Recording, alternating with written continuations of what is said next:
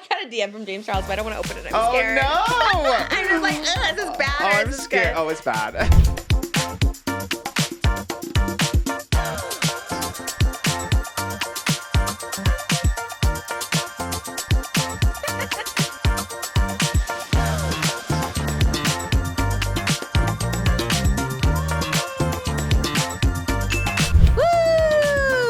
Welcome back to Just Trish. We have a very special FNAF episode.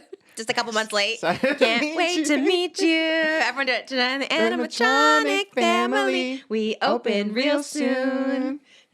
Supposedly it's not even in. We were just talking about. Oh, yeah. Oh, it's my not hat. even in. Oh no! Is it gonna stay? Your hat's so cute. It's such a sleigh. We have Freddie This little Fazbear hat. here. I love that The you picked. yassified. Yes. Yesified. Wait, why did you pick Freddie? Foxy was my backup, but that one didn't come in on time, and so we're stuck with a small size. Oh, Freddie Fazbear. So I am like really sucking it in. 2 pairs of Spanx on. It looks great. It doesn't even look like it. Honestly, it looks like it fits you. Like when you said small, I was like, wow, tiny, so little. small. I know. It looks great. But the stitching, I can hear it when I move. It's it like does. one of those. Yeah, you're always like, ugh, it's moving, it's there. So I'm gonna be very still and very skinny I love today. it. I know. I was like, I have Cheez-Its. You're like, don't even feed me any. I was like, because it's a long. We're doing a long one today. We're doing an extra long episode, which the extended one goes on our Patreon. We are doing reaction videos for Patreon. I also have Pokemon's cookies. They're over there. I guess we could bring those. We could try those. Ooh. Yeah. So broke boys, don't watch if you're not into it. But yeah, FNAF sequel happening. We have our security guard.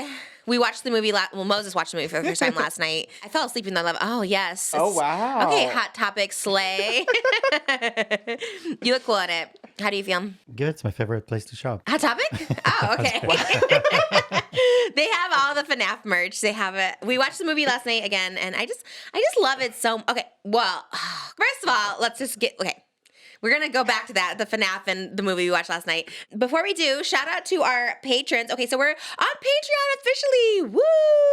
Our soft launch, which turned into a hard launch because everyone was so excited. It was crazy. Like, people were signing up. I know. Actually, you guys, good thing you guys signed up because I was changing tiers. I was going to change, like, tier prices, and then they're like, you can't. People have already signed up. I was like, okay. So there's a $5 tier. It's fine. It's honestly, it's great. You know what I mean? And so there's a $5 tier, and then we also have our producer tier. You get, we have our signed headshot over. I don't know if you can see it in this frame, but you have a signed headshot. We're going to move it over there. We have a signed headshot tier. We have one where you get one of these card tiers. I got to start making my notes, like, I've been making more notes because of that. I was like, let me just make more notes because there's so many.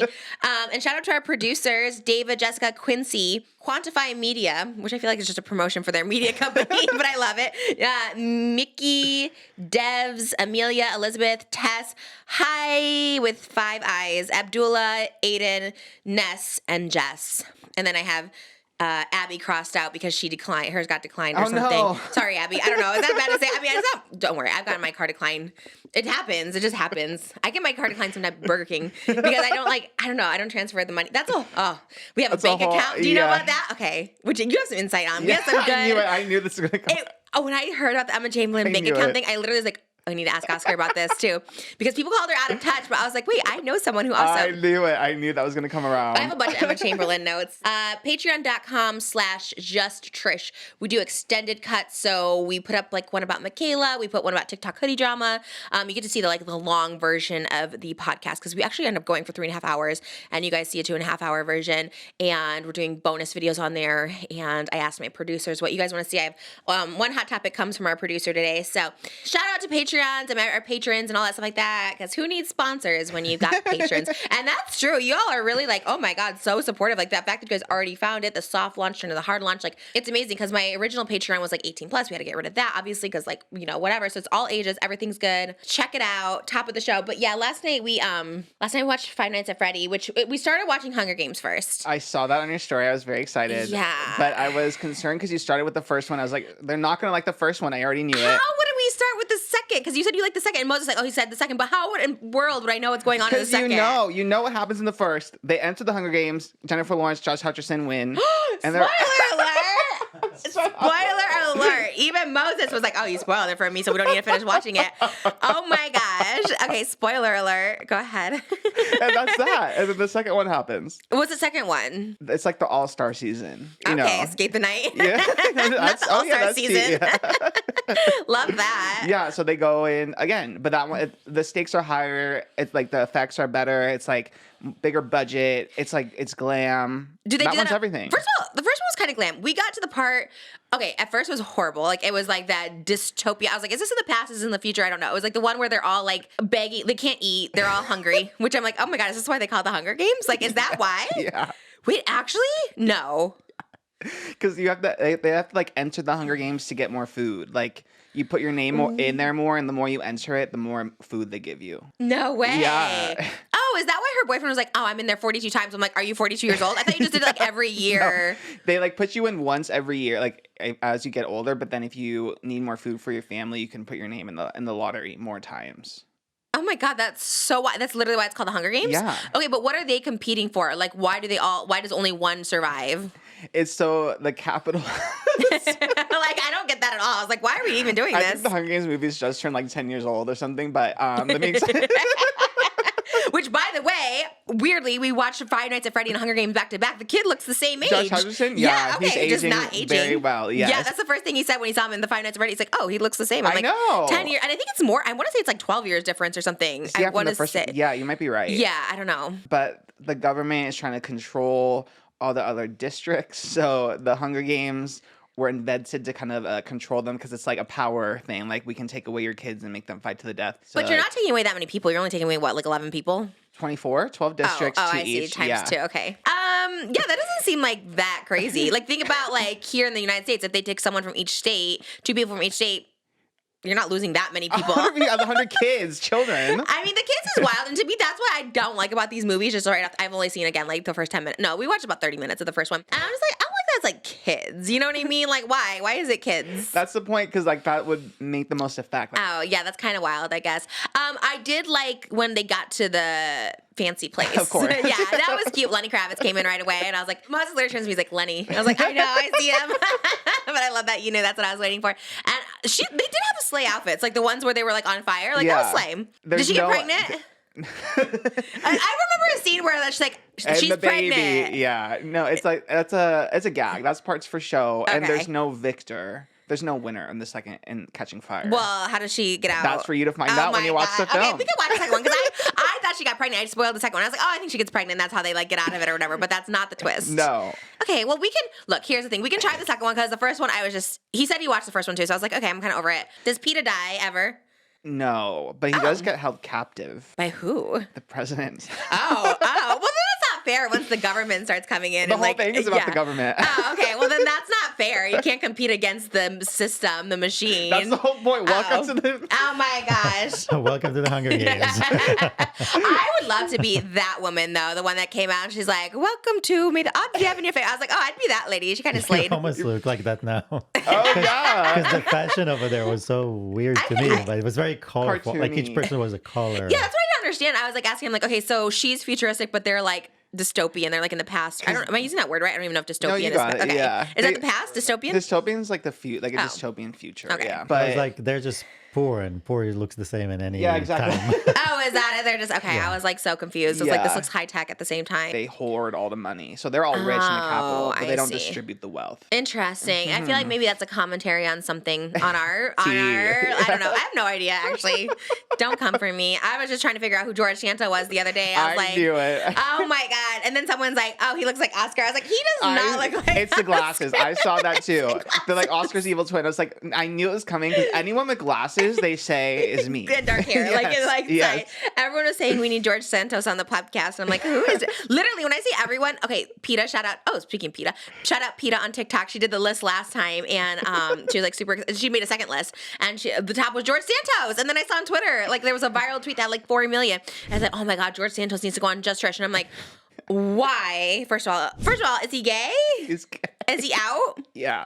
Okay, He's I thought he was gay, like he's closeted out. gay or No, something. He's Republican. Is that why they kicked him out? He basically scammed his way into Congress. Love that. Yeah. How does that happen? I want to scam my way He into won Congress. the Hunger Games. Oh my god! Oh, wow. Tea right there. He's a terrible person, but also like kind of camp in a way. So it's this really weird like mix. What makes him terrible? Okay, so basically he scammed his way into Congress. He pretended to be Jewish. He said his grandparents were from the Holocaust. Oh. He said his mom died in 9/11 in the Twin Towers. None of that was true. Are you sure? Do we know this for sure? Yeah, because it was covered everywhere. That's why he was expelled from Congress, because he lied about all this stuff. Oh my God. He lied about being rich. All his campaign funds to win the election, he was actually spending on subscriptions and Sephora and Botox. No. Slay. Love that. He's like homophobic, but he used to be a drag queen, but he pretends that he wasn't a drag queen. But there's all these videos of him in drag. I think their name was Katara Ravoche, something like that. Oh, you know so much about him. Wow. I did, and I knew you were going to ask, so I did more research, because I've Okay. only known from memes and stuff, and I was like, I know Trish is going to come in here I've never and heard ask. of him ever. I've never heard this name. I've never seen this person. I've never seen a meme. Like, I'm so confused. Is this like all new, or has this happened? He was elected in 2022, so it was kind of recent, and then he was expelled from Congress God. a couple days ago. Yeah. This would literally be me if I was in Congress, because I don't, maybe it's not lying. Maybe it's like he gets carried away. Maybe he forgets. Do you know what I mean? don't Like, know. as someone who's been caught in lies, sometimes I'm like, well, I forget. Or like, you know, pregnancy brain or something. So maybe he's just, if he's morphing into like different people, right? He's a performer. He does drag and whatever like that. Maybe he's like thinking of different characters in his head. I know I did. When I was younger, I never really like intentionally lied for real. I really did think of myself like, oh, my dad is like a billionaire, even though he wasn't. You know what I mean? So I think it's like the same kind of level. Now, I guess putting yourself in like a tragedy like the Holocaust or like 9/11's maybe like a little more like, yikes. It's a little Matt Yeah. Rife, you know what I mean? Where it's like, but I don't know. It sounds like he maybe just has a little bit of a pathological liar, which is that a crime? Well, I guess I think according to when the you're- government. Is it a crime? No, he can't be thrown in I jail think, for well, it. he had campaign fraud, so I think that. Fraud is a crime, Yeah, huh? yeah. I Damn, think it gets that a lot would of make- people. That fraud, which is like wild to me. Although I also think, not to defend people who do fraud, but also it's like sometimes you know you're frauding. Like, are you aware that you're frauding? Do you know what I mean? Like, do you think they're aware? Yeah. You think he knows? I don't know if he is aware or if he just convinces himself that that's reality. Because I feel like a lot of people do that. They like convince themselves that this is whatever they're saying is the truth, and then that's Yeah. what they believe. I heard that a lot in like true crime cases too. Like they just like tell themselves this stuff, and then that's what like becomes real. You know? Yeah, I guess that makes sense. He's the kind of guy that probably thinks he deserves it. I deserve this money. I deserve to be doing these things with this money. The people Yeah. gave me he thinks like it's fundraising for himself. Yeah. Maybe I would get It would it. be a good interview though, the two of you, I think, because. Yeah, I would love him on. George Santos and Gypsy Rose, those are our two guests we have to get. How do we get these people? How do we contact them? Are you watching? Do you think like someone shows him this clip, George Santos, if you want to come on the Just Trish pod? That's a good. Yeah, I mean that really is the best way to do it. I think We don't judge. I think we need to get to the bottom of it, honestly. anyone can do it. It's you for Maybe sure. we could give him money and then he could go spend it on his OF. We'll give you the OF fund. I'm not a hater on that either. Good He support. can At least teach support you him. also how to get into government, you know. I would Oh, love to. you can, I want to you know, scam my way in there. 2024 or Honestly, the things I hear, I don't know nothing about politics or anything, but it's like I really feel like I could do it. I feel like there's so many scammers and fakers in there. I'm like, I feel like I definitely could get into politics for sure. And I think I would actually be pretty good because I'm pretty both. I'm pretty like neutral. I feel like I don't consider Bipartisan. bipartisan. Yes. There you go. Yeah, I don't think I'm like to anything. You know what I mean? I'm Yeah. it's politically non-binary. politically Oh, that's non-binary. a good way to put it. Okay, Yeah. I love that. Yeah, I love that. I think it's so fun. I want to do it. I would love George Santos on. So he's out. He's out of the Yeah, he got Congress. kicked out of Congress. Damn. Yeah. That's homophobic. You have a gay representative and you're like out. I'm sure Honestly. he's on the way to start his YouTube Yeah. or TikTok channel. Let's talk about it, George Santos. The homophobia of our government. How many representatives are in there that are gay? Do we know? I don't know. Probably none. I don't know. I'm sure there's definitely No, some. I feel like we would hear about it more. Like Definitely in the closet, yeah. in the closet, but not out, right? Like there's no, right? I'm sure there's some. Fact check. Buttigieg, you remember? Who? Buttigieg. Okay, well, we need more of that maybe, and I think it's fine. Honestly, I'm not here to. I know exactly what people are gonna say. They're gonna be like, "What? How could Trisha say that?" It's because you want George Santos on, so you're trying to make it a comfy environment. for Right? What did I say that was bad? Just like, oh, it's okay. I think the like. Okay, right. We're not talking about him Yeah. continuing to do what Yeah. he did. It's talking about how was that experience? Yeah. How did was that that go? experience? Yeah, we're not saying it's good. We're just, Okay, right. Thank you for saving me It's there. like, I was it's just like Matt Rife going on Jordan Peterson. It's the same thing. He comes here. Yeah, I don't know if that's quite the same thing, but like his vibe looked cool in his photos. You know what I mean? Like I liked the vibe, and I'm down. I'm down to have him on. I think that would be great. Ooh, oh man, I wonder how do you get in touch with him? Do you think he comes with security or no? Like you think I don't think so. like Congress people don't have like social like no, it's only like Social Security? the executive Yeah. branch, I think I want to say. the checks and balances. Yeah, totally. I don't know either. I don't know who has the security and who doesn't. I would love George Santos above anyone else, even above Joe Biden. I'd rather have him on the podcast. Oh, Joe Biden's kind of like a slide. Did you see the one where he's like making a face in the window at someone where he's like, did you see that? No. Where was that? Was that TikTok we were watching? He's just like, and was that really him? It was wild. He was just, I still, Kinda silly. You just reminded me of that. He just walks by, look at somebody in the window, making a face and keeps And the person was like filming it. That was wild. It was funny. He's got a. I well, like the him. he's a Britney Spears fan. Yeah, so. he thought of Britney in his head. Like the fact that he thought of her, I was like, that's wild. Like you're just thinking Britney. By the way, happy birthday to Britney Spears. Celebrated her 42nd birthday on December 2nd. Shout out. She was with her mother, Lynn Spears, which is, nice to see. Everyone was like a little bit divided on that, but I always think family is good. If you can reconnect with them, that was great. She was with Kate Hudson, and she looked like she was living her best life. So happy birthday, Britney Spears, from a Britney nerd. I love you. Did you see her caption calling all of us Britney nerds? No. Oh my gosh. She's like, for all of you, she goes, and there's so many Britney nerds out there. And I was like, I love that. That's her Yes. stand group. Yeah, because she's like, I hadn't looked at social media, and I was like, wow, there's so many people that know so much about my life, but you guys were right. She's like, I love the Britney nerds, and I consider myself a Britney nerd. I love Britney so much. I would love her on the podcast too. George Santos, Gypsy Rose, Britney Spears. That's a good top 3. Matthew Lillard.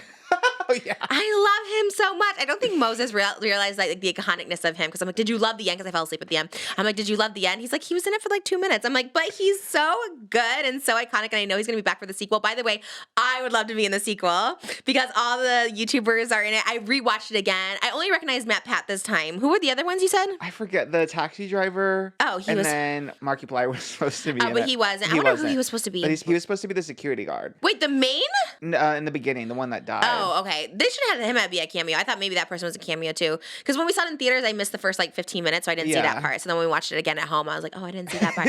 Oh, he was supposed to be like a bigger part. Markiplier was supposed to be that guy in the beginning. Wow, yeah. okay, Markiplier does not. Do you know why he's called Markiplier? No, do you? Yeah, I was looking up names of why like Pokimane is Pokimane. I guess Pokimane because Pokemon and her name is like Imane or something, Yeah. or I don't know. And then Markiplier because his name's Mark, and like Multiplier because he wanted to be different characters, so he's Markiplier. That's cute. I don't know. Some TikTok was showing me the origin of all these names, and I was like, okay, I know so much. Those are the only people I know. Everyone else, no idea. I wish they did you. I know. What I would love how. Do you know why mine's Blonde Sundell for MJ? And Michael Jackson? Yeah, it was my aim. It was my name. It was Blonde Sundell, so it was like, oh, you know what? I was thinking my email. My first email was Blonde Ambition for MJ, so it was like Madonna, Michael Jackson. Oh, okay. But Blonde Sundell, I don't know. I guess because I was tan. I don't know. I have no idea. Wasn't it the hair color? Huh? Blonde? Yeah, blonde. Blonde. No, but this. And then Sundell was like tan. I'm tan. Oh, I thought it was a specific name of a hair color or something. No, it was just Sundell. I was just tan. So it was Blonde Sundell because I'm tan, and then for Michael Jackson. I don't know. It was in my AOL username, and I've kept it ever since. And I love Blonde Sundell for MJ. Oh, fun fact, not fun fact. Well, maybe fun fact. Someone speculated that people come back to YouTube after like 4 months because you lose your demonetization. I can confirm today that that's true because the podcast that I had, or the channel that I had the oversharing podcast on, I started it, I monetized it, whatever, and obviously there's no content on there. And they emailed me today and they're like, if you don't post in the next 30 days, like you lose your monetization. So anyways, take that with what you will, but usually if people don't post 4 months and they come back, they don't want to lose their, because I'm like, that's not true. Like I've had channels dormant and stuff like that, but it is actually true. So. Wow. I found that out today. So we're coming back.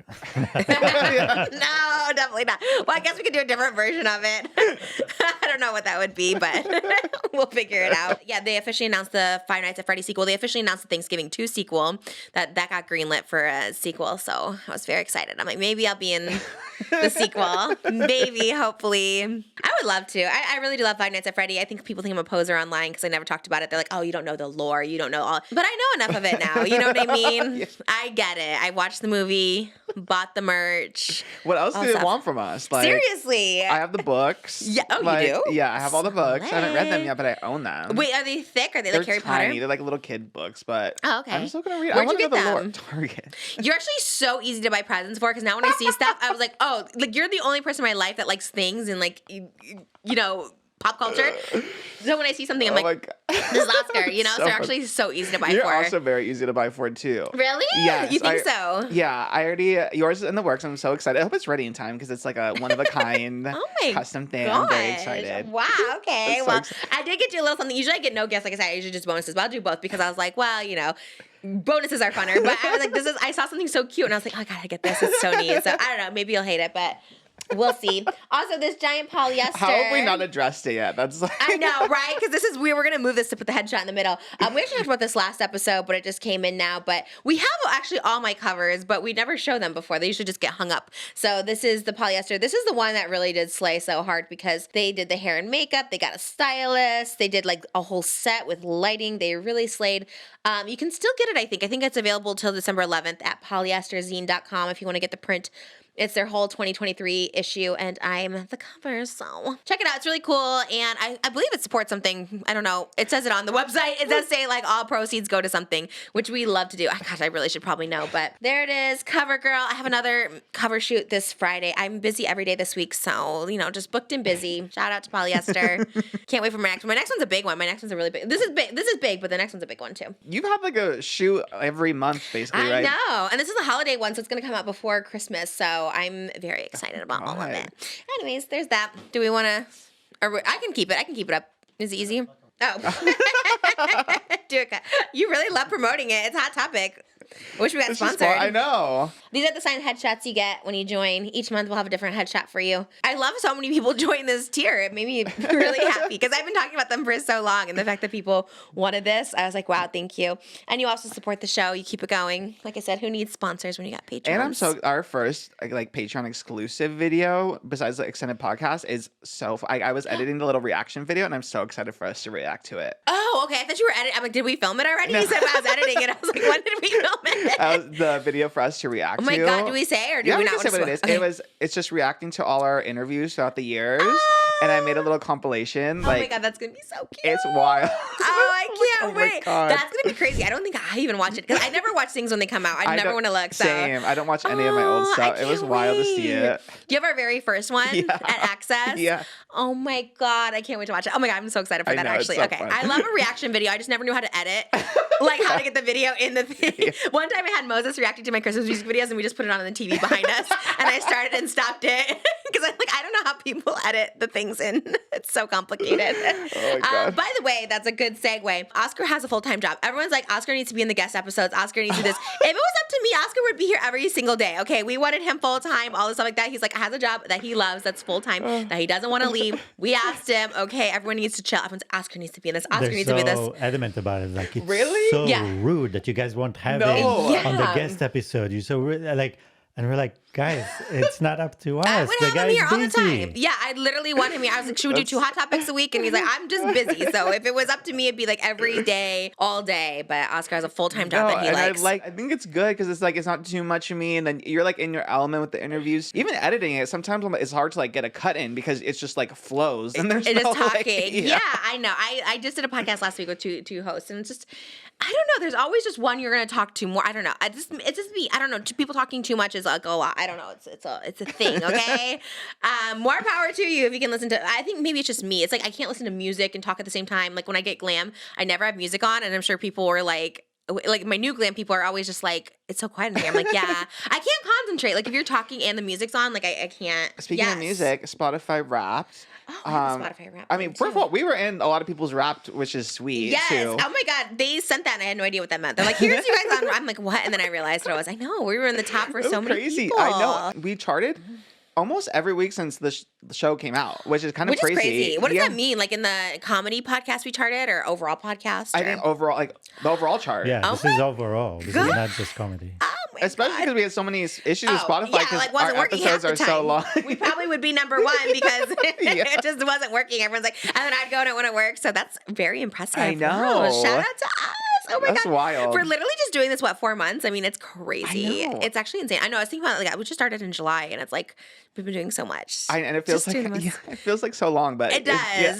I love it. I love it so much. Honestly, like I wish we could do it every day. Yeah, Spotify Wrapped is crazy. Did you do yours? I have Apple Music, and it's not as Spotify Rap, when you have Apple Music, is always so sad because you never really get anything. This year, they finally gave a little graphic, but also it's like literally the same artists are like always my top, and then it doesn't really matter Taylor. for me. It's Taylor's number 1, Olivia Rodrigo's number 2. I listen to like the same like 10 songs, so it's just like I'm like, this is exactly what I knew it was coming. Yeah, so, there's no surprise. Although I don't know if you saw this, there was a viral TikTok of a fan of yours who was in the top 0.001. I knew you would have it. Finn. Yeah. Finn on TikTok.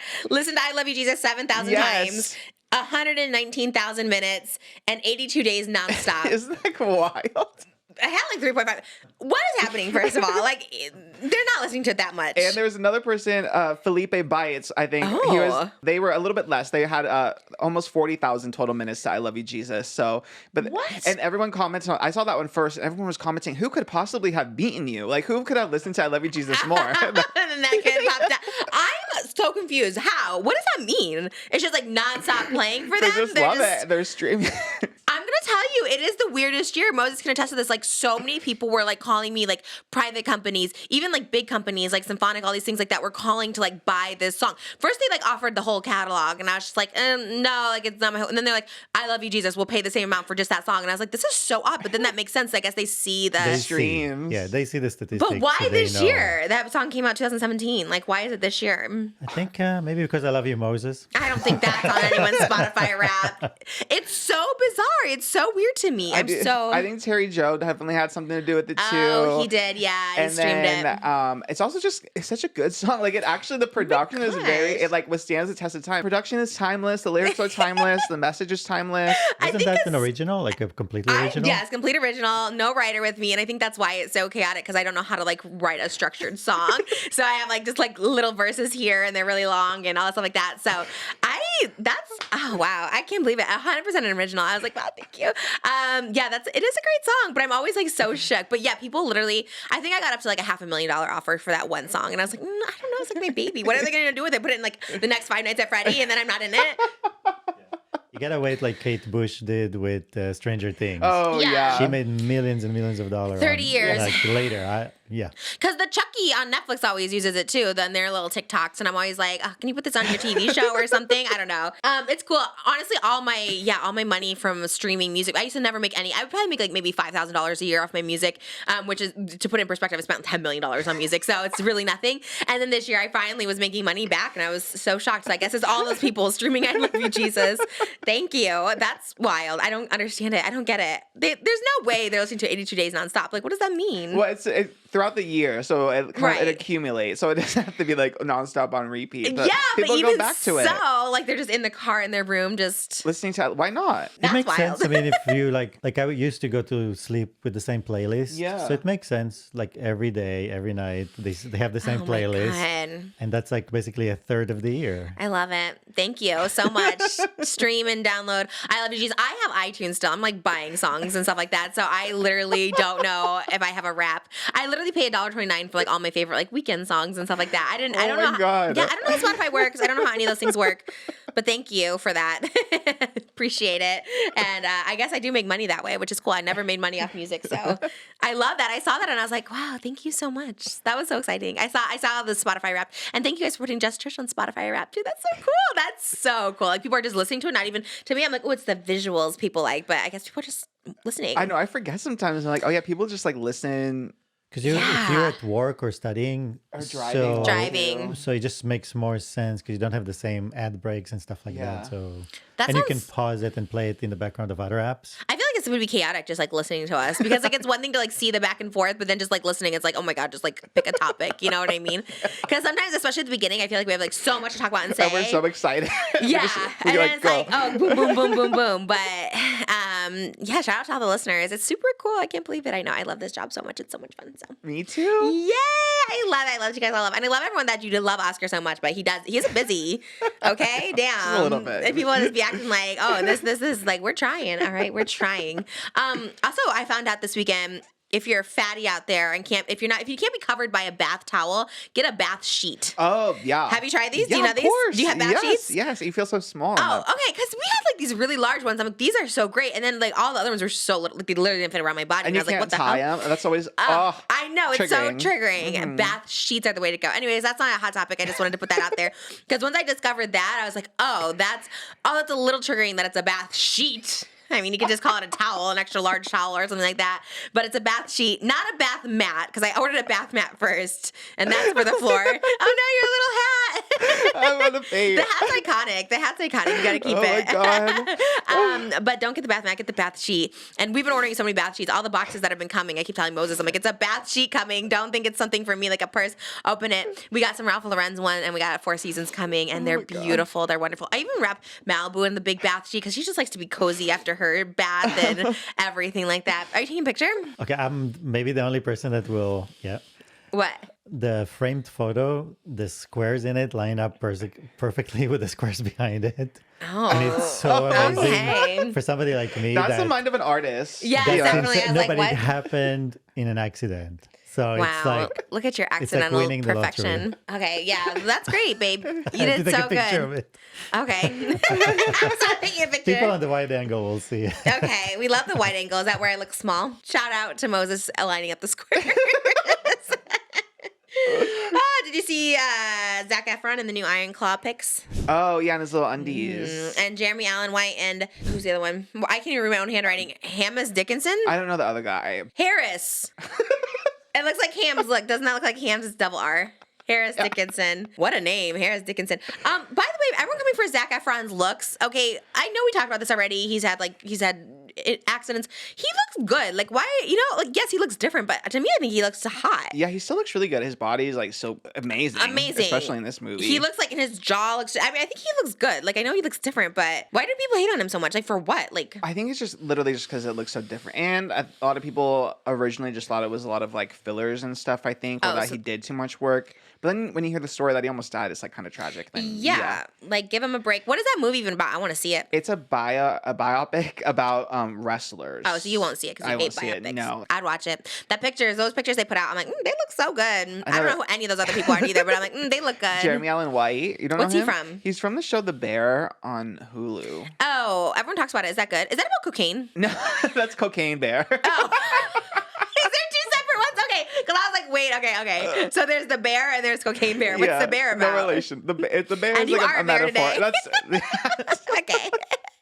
What's the bear? the Hulu Bear. So it's about like they own a sandwich shop and they're trying to like make it a good business in Chicago and yeah. Scripted? It's a scripted. It's like a drama with some comedy. You like it? Dramedy. It's good. Yeah. It's just like I don't know if you'll like it because it's very intense. Like they're cooking and they're all like yelling at each other as they cook. No. So it's like even for me, I'm like I can only do one episode a day because it's a lot of like yelling, but it's good. And Jeremy Allen White is dating Rosalia now, and that's what. Ooh. But then you like get couple. Oh, really? Yes. Oh, I love that. Yeah. Okay, I love her. That's everything. I know, and then like he pulled her. I mean, he's hot, but I He's don't know. hot. But Rosalia, I mean, she's a star, like a pop she's star. icon. Yeah, for sure. Oh my God, that's everything. Okay, I love him even more. I'd go see it more for that. But I love Zac Efron. I think we're the same age. I'm such a like millennial where I'm just like, oh, I just love Zac Efron so much. I just think everything he's done is I think he's great. I think he's perfect. I think he used to have a YouTube show where he would like train people in the gym, and I think Liza Koshy or something was on it, and I always wanted to be on that show. I was like, oh man, I would love Zac Efron to be here. I would love him to come on. Now that the strike's over, I feel like we can get actors and stuff in we there. gotta start with like end of the year. It's always hard to book actors, especially. But I think going into 2024 is like when we really can put pedal to the metal, getting the big names. First quarter is what I heard it's called because Ice Spice manager was like, in first quarter we'll get her, and I was like, okay. We're trying, we're getting there. So first quarter, here we come, January. Can't wait. I know December is like it does slow down. I'm thankful for all the guests that have come on, but it does kind of like slow down a little bit. Even me, I'm kind of like, just get a little tired at the end of the year, But I think then at January, we come back refreshed, ready to go. Slay. Yeah. I have some cute holiday outfits coming up though, so I'm looking forward to those. And I love our hot topics. I love our guests. I love every episode. Do you know Zac Efron, babe? Didn't he cosplay you in that movie? Oh my God. Were you with me in public when someone's like, were you with me? Somebody just brought it up. Yeah. Someone's like, I love you as Zac Efron. I was like, oh. Oh, maybe it was Barnes & Noble. It was so random. I was like, that is very old, but thank It's you so for that. specific. You guys will have so much to talk about. So much. Yeah. Oh my God, share I the cosplay as him. experiences. We could react to that on the Patreon, the music video. Oh my God, that is such a good music video. We just found the bag with all the clothes from the shoot. Oh yeah, I never unpacked it. That's iconic. Yeah, no, that's kind of everything. Historic. You can't sell that on Posh. I know. I probably would. Okay, we'll keep It it. has to go in the Trish The Museum. wig, yeah. Did you see that Nick Cannon says he spends $200,000 a year to take his 12 kids to Disneyland? Yes, easily. First of all, he only has 12. I thought he had more. He only has 12? I think it just says 12, yeah. Totally believe it. Yeah. Because for a minimum 6 hours VIP, it's like $6,000 or like $8,000 or something. It varies depending on the time of year. So it's like Per 8,000 person or for group? No, it's for the group. I guess is he taking them all together? I don't think I'll... Because you get up to 10 people, which isn't a bad deal. You get up to 10 people in the VIP, but if you're doing it with different kids from different families, then you have to go multiple times. I mean, that's like easily, and then that's only for minimum 6 hours. If you want to go 8 hours, if you want to stay for the light show, then it's could go up to $10,000. Then you're buying stuff for them. So it's probably like $10,000 each trip. So yeah, easily. If he's going 20 times with different kids, it's so Plus easy. security, it's another $2,000. Oh, you're right. Yeah. We went with security and one all the time at different Disneyland. Stuff. Yes, it's Yeah. like 14,000 at least. Yeah. Going to Disneyland with security is wild. We went with security one time, and it's kind of like you can enjoy your day more. You know what I mean? It's kind of like you can enjoy it more. But I wonder if he does. Heidi and Spencer go with no security, no VIP. I was like, wow. No, Nick will definitely go with security. That makes sense. I mean, that makes sense because it is like, it's expensive for I was sure. gagged. I couldn't even imagine. I guess when you put it that way, because there's a lot of expenses you don't think about. But Yeah. Disneyland, even for like a regular day, is expensive in and of itself. So I guess if you add Like all no that, VIP. yeah. Just What is going, it now? I don't even know. It's like I think like around $300 for like a ticket, and then when you add in like there's like the genie thing, and Oh, right. and that's like I think another like $50 or something. It adds up so quick. So Yeah. even like regular people who take their family, it's like And then you gotta like buy food and buy stuff. yeah, And $200,000 at Disneyland is when you just hear that number though. I was like, that is wild. yeah, how much money does he have? Like he has all these kids that he's paying Okay. child support. He must have a lot of money. See, I was like, what is he doing that he makes that much money? What is it? Is it Masked Singer? Are they paying? Because maybe. Yes. Because I guess he hosted America's Got Talent for so long. And he was a child star, so maybe he gets a lot of like royalties and stuff. Does he get I money anything from Mariah guess. Carey at all? Maybe. Like, does he get spousal support? I don't know how that works. I don't know how that would work either, because he also is making money. So would he get some from Mariah? I don't know. I don't know. I feel like even people who make, I don't know, who make money, I think sometimes get spousal I support. guess. I don't know. I know Kelly Clarkson was paying her husband like spousal support, but now he owes her $2.6 million for like Yeah. overcharging her for manager fees, which I kind of love that. That's kind of everything. That sounds messy, that whole divorce, but yeah, it is kind of wild. Nick Cannon must make a lot of money, and doesn't he have like he has like a podcast or something now? I think so. Yeah, and he takes a lot of random hosting gigs. So Right. but What's to be able to spend that much, I'm kind of gagged. I know. No, you have to be making a lot. No, it's a lot. Even us, I'm like, we're waiting for our Disney trip for like till they're 5. You know what I mean? Because it's like we want to go, and everyone's like, you should take them when they're 1. And so I'm like, but it's like so expensive, and like I don't know. Like you said, even just a regular day, if you go non-VIP, nothing, that's like $800. It's like expensive. Yeah. We watch our bank accounts here. We don't need to segue into that yet, but we do. It's like crazy. I guess with him too, it's like maybe he makes money off social media. He did Wild 'N Out for so many years. Yeah, Wild 'N Out still plays on MTV like all the time. So Really? I imagine, yeah, He's seeing residuals. yeah. Which And also he started it. makes me want to go into Matt Rife, but I'll hold myself on. Well, we have more Matt Rife stuff. Oh my God. Yeah. He's ick. He gives me the ick. But Nick Cannon, I don't know. How do we feel about him? Do we like him? I like him. I mean, I always say this and people find like a quote from like 10 years ago. But as far as I know, he's kind of unproblematic. I mean, he has 12 kids, but at least he's like taking care of them. Yeah, he like wants them. It's not like Yeah. it's like he's neglecting them or something. Yeah. So I haven't heard anything that he treats like the different, like his different moms badly or anything. yeah, it so, seems like he treats them all the same. He does like photo shoots with all of them. Yeah. And It's not like he ignores any of them. So I guess Yeah. I think that's good. I Yeah. think I like him. I think so too. I don't know. I don't know anything about him that much either. Like he was nice. I did America's Got Talent with him. He was very nice. Oh, was so- he the host when he was? Yeah, Oh, wow. he was the host, and he's I very didn't know just he like hosted quick. for that long. So long. Oh, It was wow. literally like 2012, I think I was on Oh or my something like that. God. Yeah, he was on like a lot before that too. Like Regis was on the first 2 seasons, and I think it was like Nick Cannon Oh. right after that, and then he hosted it for like a really long time. I don't even know who's on now. We watched it the other day. I don't even know. Is it Tyra? No, Tyra's not doing it Tyra was anymore. gone. Maybe it's Terry Crews. Oh, He okay. was. I don't know. They switch him out a lot. But I know Howie's been on there forever. Yeah. I know. I think he's been on there since season 1, really. Not to no Howie slander, but it's always baffling to me where he becomes friends with like random like YouTubers like David Dobrik and stuff like that.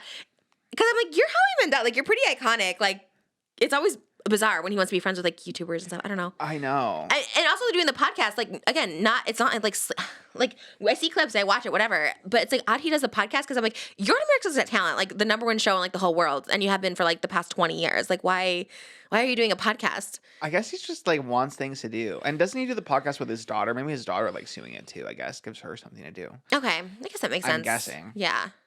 It's always shocking to me because I'm always like, because it's just like him interviewing JoJo Siwa. I'm like, does he want to be doing this? He comes off as because people that are on TV for that long, they just have really good work ethics. It sounds like he's a workaholic and he's sober. It's just, that's their thing. He's just working all the time. Just all the time doing something, staying relevant. Not me. If I win the lottery, I'd be like, if I was on America's Got Talent, I would not do anything. Like, I want to just do a show and never do anything else. I would not be on any other platform. I think you say that, but then I think you would get bored, and like you would miss because like you wouldn't be able to cosplay and do all your little like. Oh, I could outfits and cosplay bigger and better and take photos and music videos and all this like that. You know what I mean? I guess I guess it's like work. It's not working. I don't know because I was rewatching our old interviews, and we'll get to it in the Patreon video. But the way that you talk about like. Because you said that you were like, oh yeah, I'm taking a break for a day, but I just miss it too much, and I just needed to talk to everyone and to make a TikTok or make a YouTube video, blah blah blah. Well, that's when I had no life. I had nobody that loved me. That's true. Maybe I was alone. kids. You know what I mean? I think when you're like, and no offense, and some people love being alone. Honestly, like if you love being alone, more power to you. I'm not even saying this or whatever. But like I just always knew I wanted to have I couldn't I'm such a codependent person, and like I think in a good way. I don't think I don't know, not in a bad way. Whatever. Dr. Drew would agree with me. Codependency is okay, but I love having someone just constantly with me and stuff like that. You know, so it's like when I didn't have that, I was like so alone, and then like obviously now with a baby, I'm like I would just go live my life with a baby. I would take her all over to all the Disneylands. Hong Kong just opened up a Frozen one. I just want to do luxury travel everywhere. Like that's my goal. And then I don't know. I guess Howie's kids are older, so I guess if Malibu, that's true, right? Okay, if Malibu was like, I really want to do a podcast, but Mom, I need you to do it with me, then I'd be like, okay, yeah, of course. Maybe that's it. We cracked the code. We figured it out. She's always really nice to me, Howie's daughter, on there, so I don't know. And Howie was really nice to me on the Tan episode. He said something like, because he's always been a little, I don't know. Not like a fan of me, anyways. Been nice. Well, not this nice. He was very nice. So he's like, I like that she shares her mental health story and shows the growth. And I was like, I appreciate you, Howie. It depends who's next to him.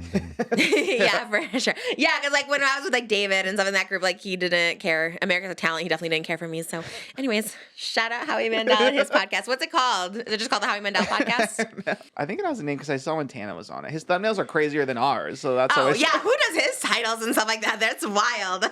I think I've been used in a title or two for Howie. I'm like, okay. I love that I'm clout.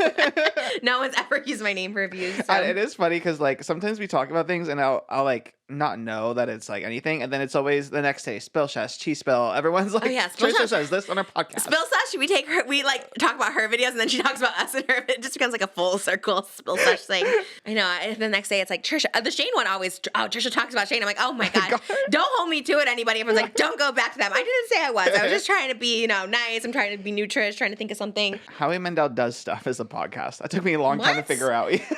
But he literally doesn't do anything. He does nothing on it. What's he do on the podcast?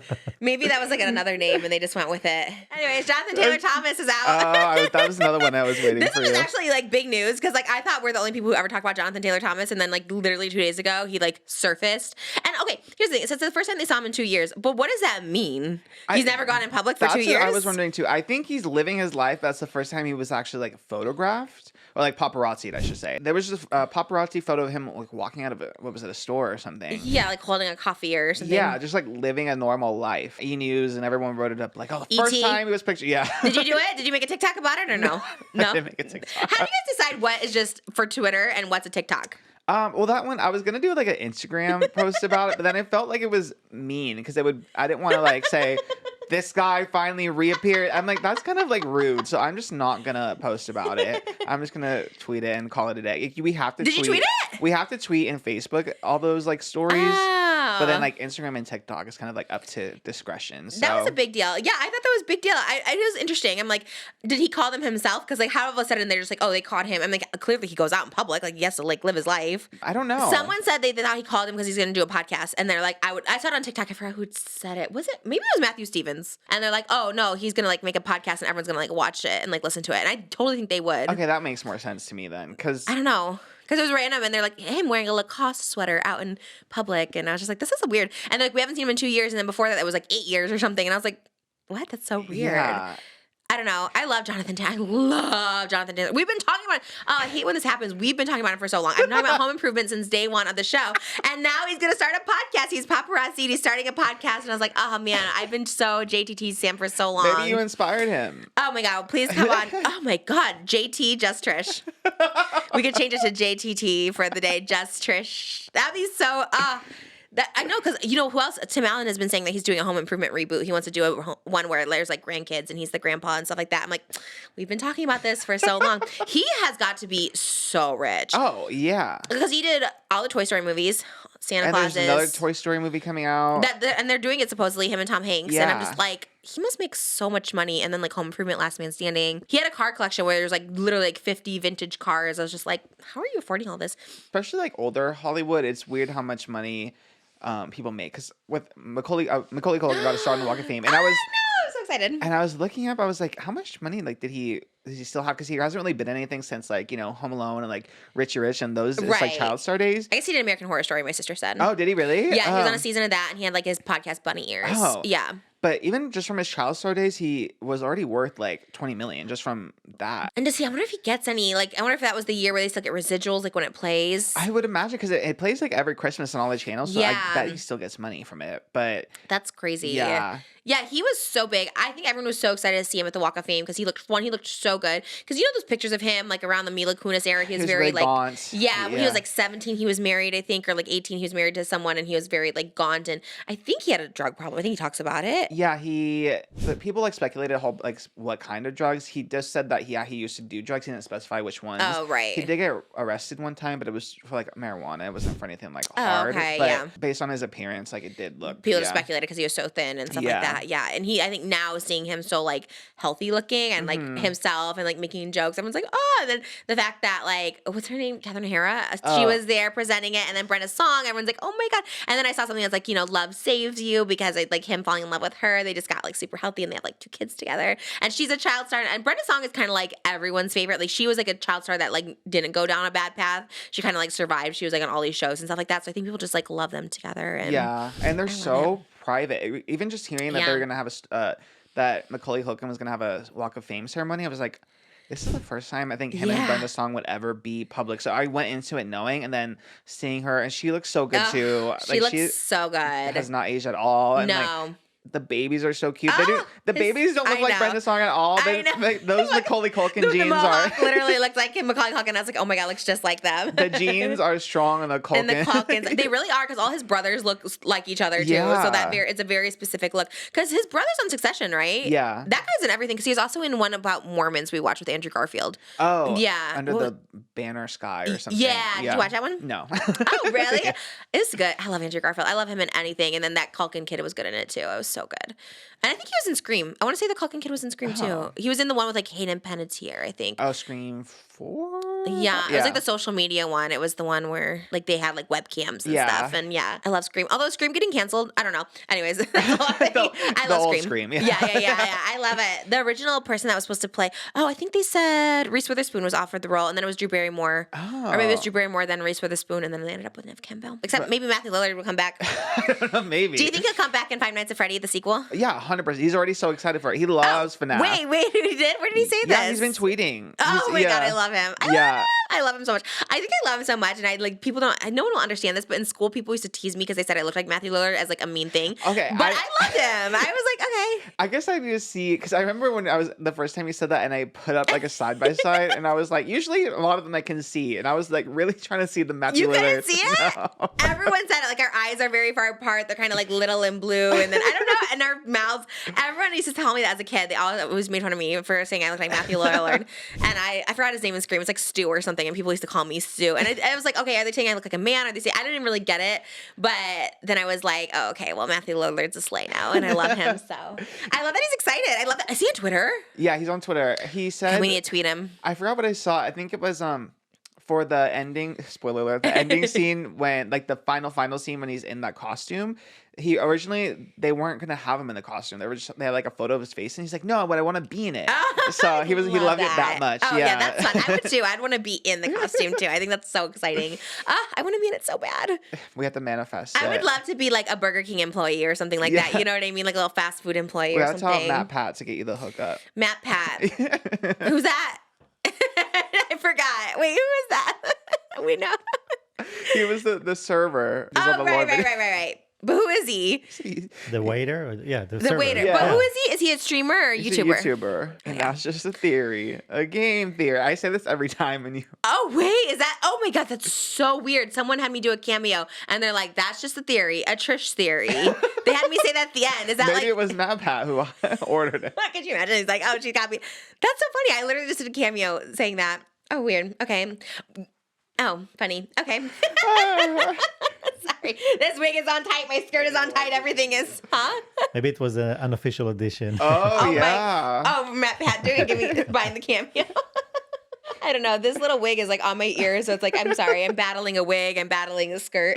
The odds are not in our favor. The odds are not. Who said that? That was from Hunger Games too. No, but someone's literally like, the odds are not in my favor. Didn't they say that, or was that? Well, I mean, they kept saying over there, may the odds be in your favor. They did say that, but didn't he? Or is he like, oh, the odds are definitely not in my favor? Didn't like? I think Gail said, or Liam Yeah, because he had like 42 Yeah. things in there, and he's like, oh, the odds are not in my favor. Right? Or did I just make that up? I Okay, think maybe. you're right. Okay. I don't like him either. I don't like any of the people. I think that's the thing. I just don't like the people in the Hunger Games. You know what I mean? Like, I just can't get into it. I think if I like Matthew Lillard or someone was in there, I think it would be like different. But I just can't get into any of the people. I think you'll like the second one. I'll think. I don't mind watching the second because he seems like, man, we'll try it. We'll try it again on a Sunday. I like the idea of watching it. I just really wanted to watch Five Nights at Freddy before today, so I fell asleep anyway, so it didn't matter. Breckie Hall taking your caption. Oh, yes. I was The controversy. so gagged. That was everything. That was everything. Breckie Hall, who all of a sudden I stand. I don't know. I always get new clients. Like I don't know who they are. Then I talk about them once, and I'm like, oh, I kind of love them. Did you say new clients? Yeah, she's on my roster now. I'm For taking caption Breckie Hall. writing? Yeah, and like PR, everything. Which I didn't realize she gets like 100,000 likes. I'm like, she's kind of everything. Is that a lot or a little? I don't know. I think that's a lot, right? Okay. Well, I mean, not to compare, but like Corinna gets like 1 million. You know what I mean? So I don't know. Oh, okay. I mean, 100,000 is a lot. A lot of influencers can't pull that anymore. That's like, true. No, that is impressive. Yeah. Yeah. Especially for someone who's not like super mainstream, because I haven't like heard of her really. But yeah, she kind of tweaked it. She made it her own a little bit. Oh, she did. She said, Breckie captioned her latest Instagram, breakfast is the most important meal of the day. But maybe she heard it wrong. It's supposed to be Breckie is the most important meal of the day. But it's okay. She made it her own. I like that. I almost like breakfast is the most. Well, I get it because Breckie is Breckie. Oh, right. Yeah. Okay. That would. Yeah. I feel like she kind of did that. Like I kind of heard someone else have this conspiracy that she kind of like copies people on purpose, so people like talk about her. Like Corinna ended up calling her out, and like that's how we heard about her, right? So it's kind of like smart. She kind of was like she purposely because she copied someone else before Corinna. Oh, really? Yeah. I want to say I heard this on the BFFs podcast because I want to make sure I give credit. I think they were talking about this that she was copying someone else's poses and captions to like a T, and then she went to like she Corinna. is kind of camp. Yeah, so she's doing it like on purpose so people like talk about it. I which want makes her to sense. copy yours so bad. It would be so chaotic. Do I even have captions on mine? I don't even know. I don't even post anymore on Instagram. What did I don't know. Please capture all my poses.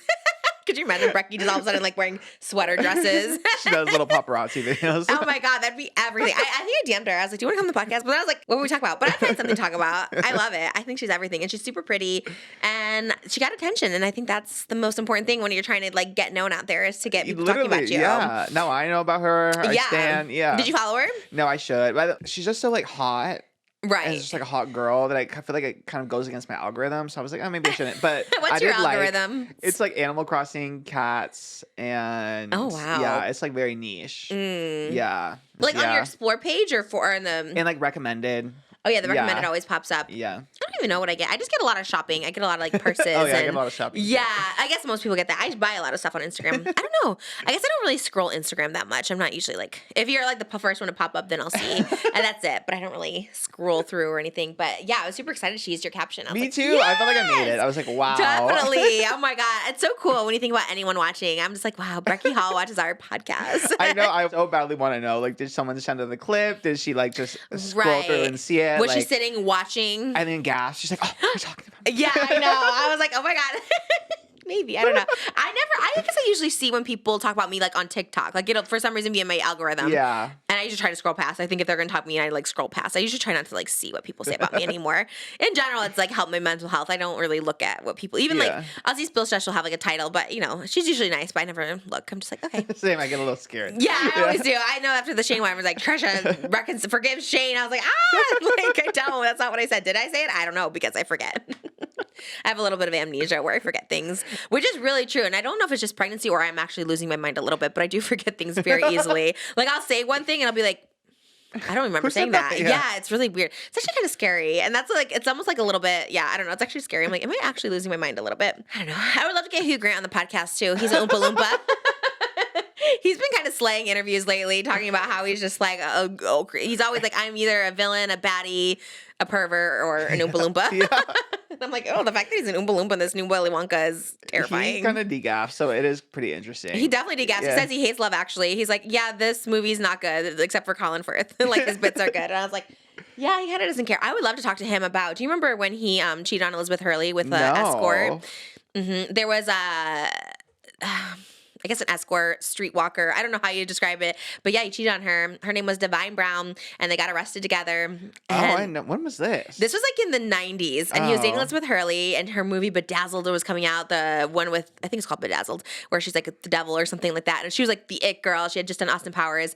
And then Hugh Grant just went and picked up a lady of the night and got arrested for it. Oh my God. I wonder how they got arrested. I wonder how they got found out. Usually police know, and they just wait for somebody to pick up a person off the street. I think it was and then they just literally Santa Monica Boulevard, where it was like known to be like hookers or something like that, which I'm like, you're wild. I would love to know about that. Hugh Grant definitely doesn't care.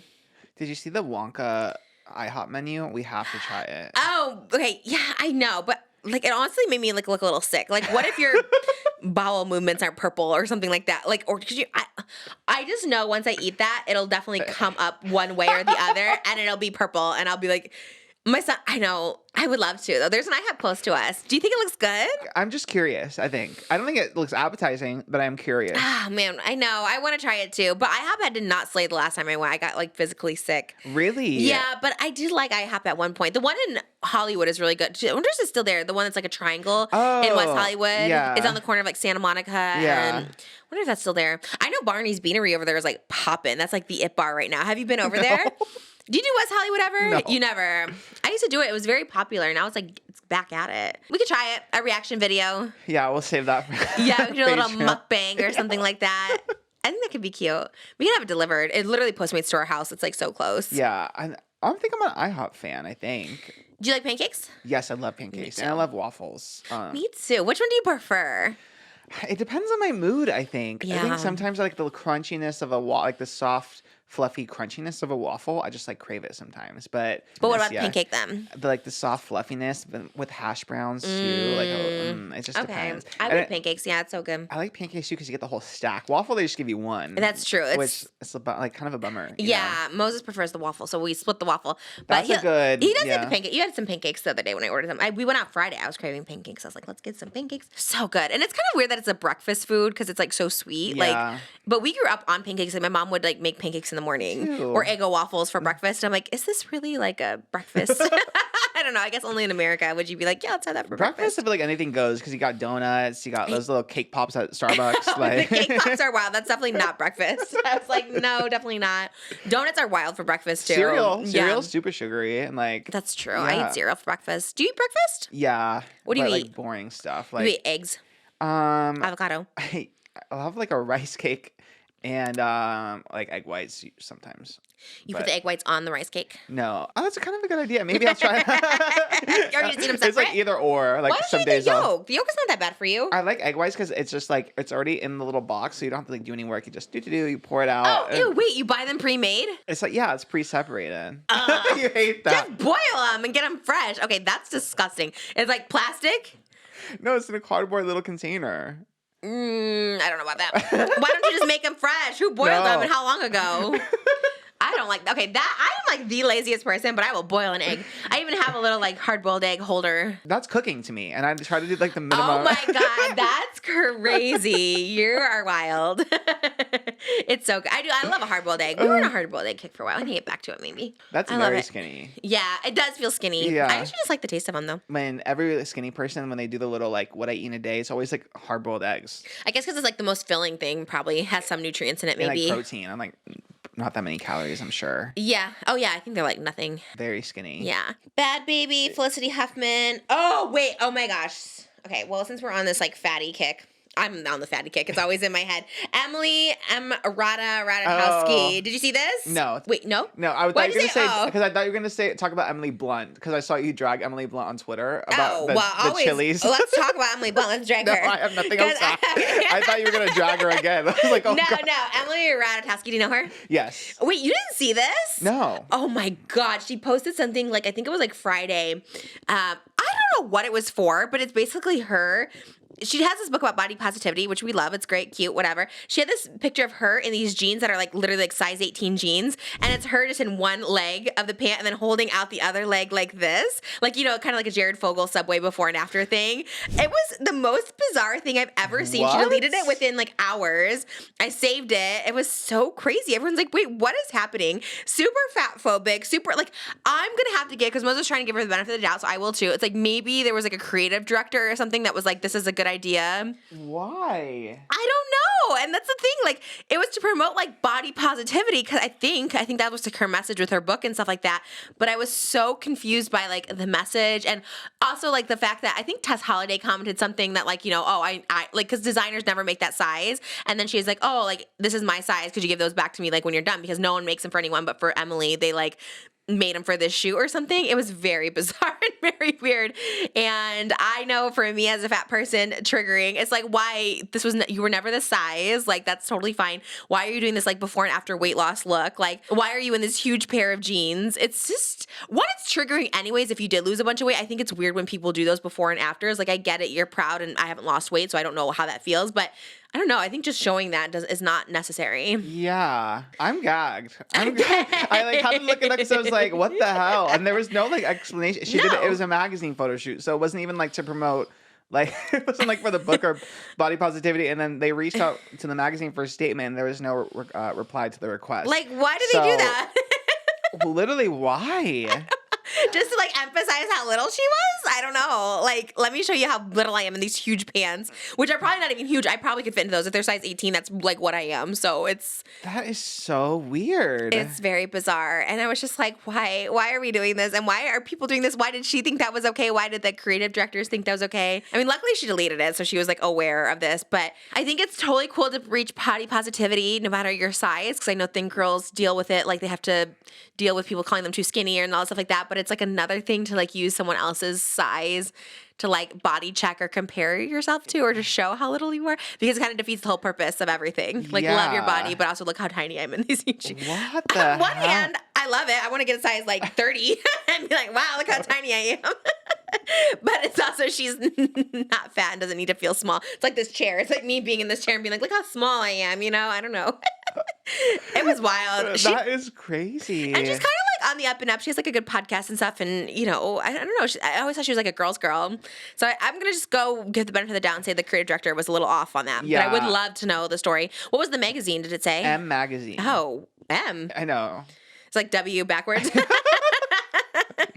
I love it. I want to be on the cover of M. I wonder if it was a cover. Next cover I'm doing, I'm asking for large jeans. I want to stand in them. That is wild. I love that there's just literally like no rationale to it. It's just like we and just it was thought like in a carousel. Yeah, it was like a slide of other ones, and it was just like this random photo of her in these big jeans. That is wild. And no, yeah, she doesn't comment. It's just the fact that there was no one on the set that was like, maybe not. Like, I don't get it. I know. It's like we're really in like a fat phobic world, like more than ever.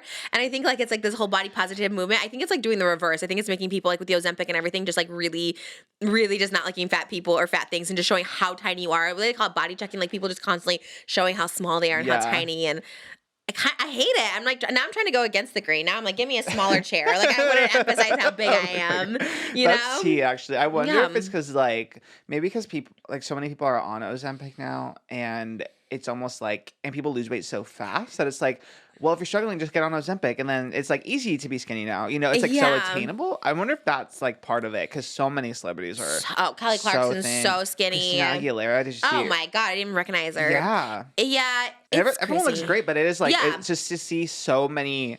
It's just everyone doing it at once. I skinny, think it's yeah. kind of dysphoric or something. Yeah, it's so weird. It's so weird to see. I know. I don't know. I guess because I'm pregnant right now, so I can't take it. But I always think like if I wasn't pregnant, would I do it? I don't know. Part of me is just like still like I don't want to, even though like I would love a fast pass to be skinny. I don't know. I know. I'm still very torn on it. Your It's- doctor told you no though, to wait. I mean, to prescribe it to me or like attempt Mm-hmm. to prescribe it or whatever. But if I like, you could go to a different doctor and get a prescription or whatever. Yeah. But it's so expensive that it's like, I think it was like $1,600 a month. $1,600 is like rent. That is crazy. Yeah, no, It's it is like- nuts. It is so expensive, and also just having to like inject yourself, and then also the feeling of like not wanting to eat. I don't know. The whole thing seems weird, but maybe Yeah. maybe I try it. This is the new Hunger Games. Ozempic games. Oh, like not being hungry? Yeah, Hunger Games don't even need Ozempic. They're just starving. They're like, I'll just take some bread that you were going to feed to the pigs, PETA. I guess they are all skinny in that movie. No one's really... See, I told you that's Big. why I couldn't be in Joey's Hunger Games thing. Oh, I get See? it. Why? You know what I wonder then is why the people on the Capitol aren't like fat. I don't know if you got to that part, but whenever they get too full, they take a pill to throw it all up. What? Yeah. What? In the first one? I forget which one it was in. What? Yeah. What is that logic? That's so weird. Why? They did that in the Roman time, like in the ancient Roman days. But I too. know, I always thought it was like a sign that you were wealthy if you were big. Like I always heard that when you were like fat back in the Because day. they want to keep eating, so when they get too full, they'll throw it up so they can go back and eat. It's like an indulgence, it's a commentary on indulgence. But in and the stuff. Roman days, they didn't have pills. They had barfatorium, so they would just go make themselves throw up. Really? But what about all those statues of all the fat women and stuff like that? Well, I think they were still fat, probably because they were still eating a lot. But yeah, so they Oh. could go and eat some more. They would just like make themselves Yikes. puke. Oh my God. Everyone needs to just chill. Everyone just needs to just eat and be fat or skinny, whatever your body is. Because some people are just like naturally fatter. Like, you know, I Yeah. mean, I get like overeating, whatever, but then there's some people that are just like naturally fat. And there's some people who are just naturally skinny. So just be your natural self. I think fatties are okay. I'm fat. And I think I'm slaying the world. You know what I See. mean? Like, I think it's okay. I think fat is more than okay. I think fat is It's great, beautiful. yeah. You know what I mean? I don't know. I like the skinnies. I love the skinnies, but I like the fatties too when I see them. And I don't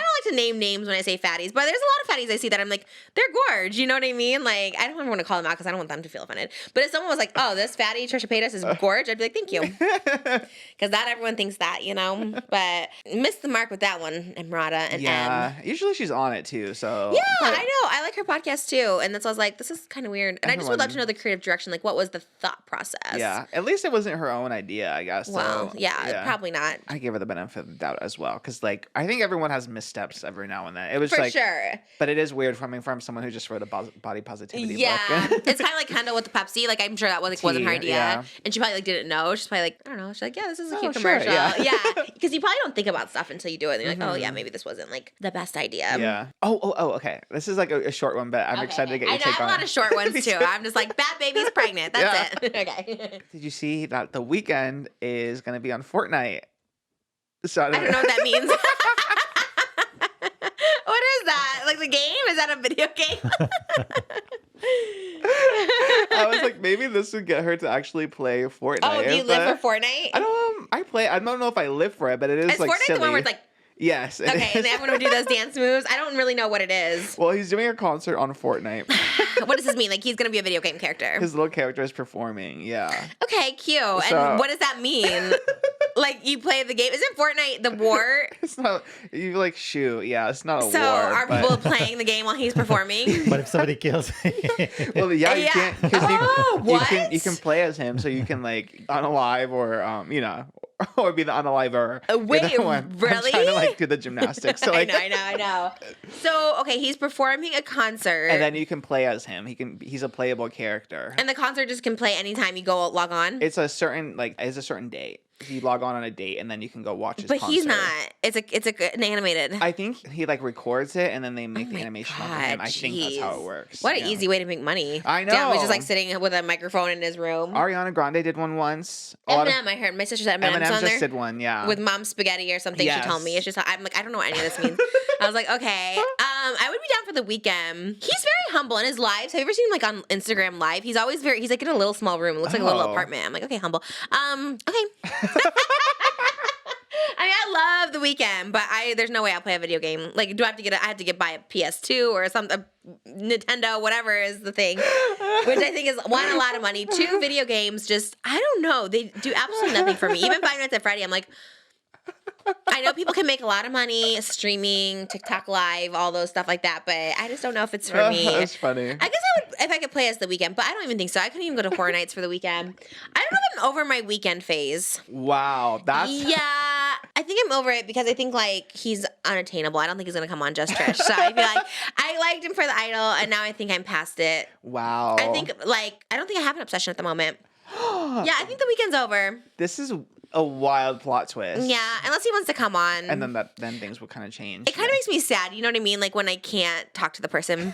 Like I don't want to like fan over them anymore. You know, like Donny Osmond, I get to see a little bit at meet and greets. I got to interview him. I'm like, okay, he reignites my fandom. Yeah, every time I see him, I'm like, this is why I'm a fan. Mm-hmm. But the weekend gives me nothing. Not a favorite, not a like. Maybe you playing Hard to Get will make him want to try. Like I'm not talking about Abel anymore. Yeah. All I did talk about him for an hour on Zach Sang last week. So then it's wrapped. Then it's a Spotify wrapped. If I had Spotify wrapped, you'd probably be my most listen to because I told you when we go on date nights, Moses always plays his songs. And I like it. I do like his music, but I don't know. Nothing new's coming out about him. So except Fortnite, which does not excite me. I mean, I love the idea of it, but I think honestly, nothing could get me to play Fortnite. Wow, I thought if anything, maybe the weekend could, but that was. You love video games? How often do you play them? Not that often these days because I just don't really have that much time. But I used to I told you Animal Crossing I loved, and I would still. Oh, right. It's a game no one plays anymore. Everyone only played it in like 2020, but it's just cozy and cute. You like it's it? Cutesy. It's just a little island game. Yeah. Mm-hmm. I do play a little bit of Fortnite. Anything where you can be cutesy, because even in Fortnite you can be you can be Ariana Grande. You can be like these cute little girls. What are you? It's like a cute little girl. I don't know what she Okay. is. Yeah. She has like a that. heart backpack and like a little skirt. So anything where I can be cutesy, I like. Okay, you wouldn't be the weekend then. No, I never buy the boy skins. Why?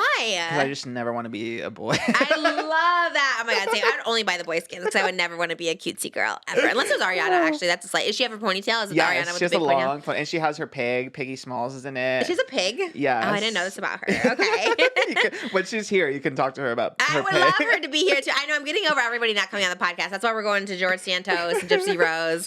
That's our new fangirl moments. Because everyone else, I'm just like giving up on. I'm telling you, it's like one of those things where you just get discouraged. You're like, okay. No, it's 2020, quarter one. Quarter one is going to be it. It's going to be yes. big, bigger, and better than ever. Then the weekend will come on again. Yeah, Ice will be like our gateway, and then everyone will see Ice it. Spice is number one. It's happening. I can love feel her, it. yeah.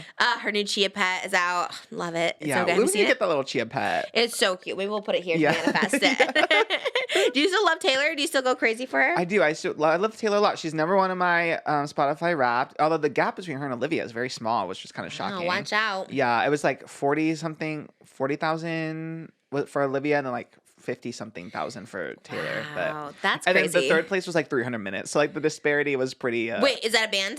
No, like time. I think it was Oh. Sabrina Carpenter. Oh, she Yeah. opened for Taylor, right? Yeah. I've been seeing her all over my TikTok page. She gives me Trish vibes away. Oh, totally. Yeah. I love her. I want her to play me in a She's movie literally for sure. Baby You, yeah. Yeah, I love her. I think she's so cute. Did you see she was on some red carpet and the reporter asked her, like, how does it feel to, like, what did she say about the Catholic Church? Like, Oh, yeah. to totally, like, disrespect the Catholic Church. And Sabrina's like, gotta go. Gotta go, yeah. Why did that person ask her that?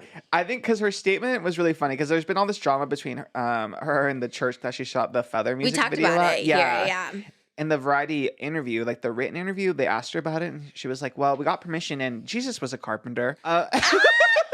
It's like iconic. It gives very much.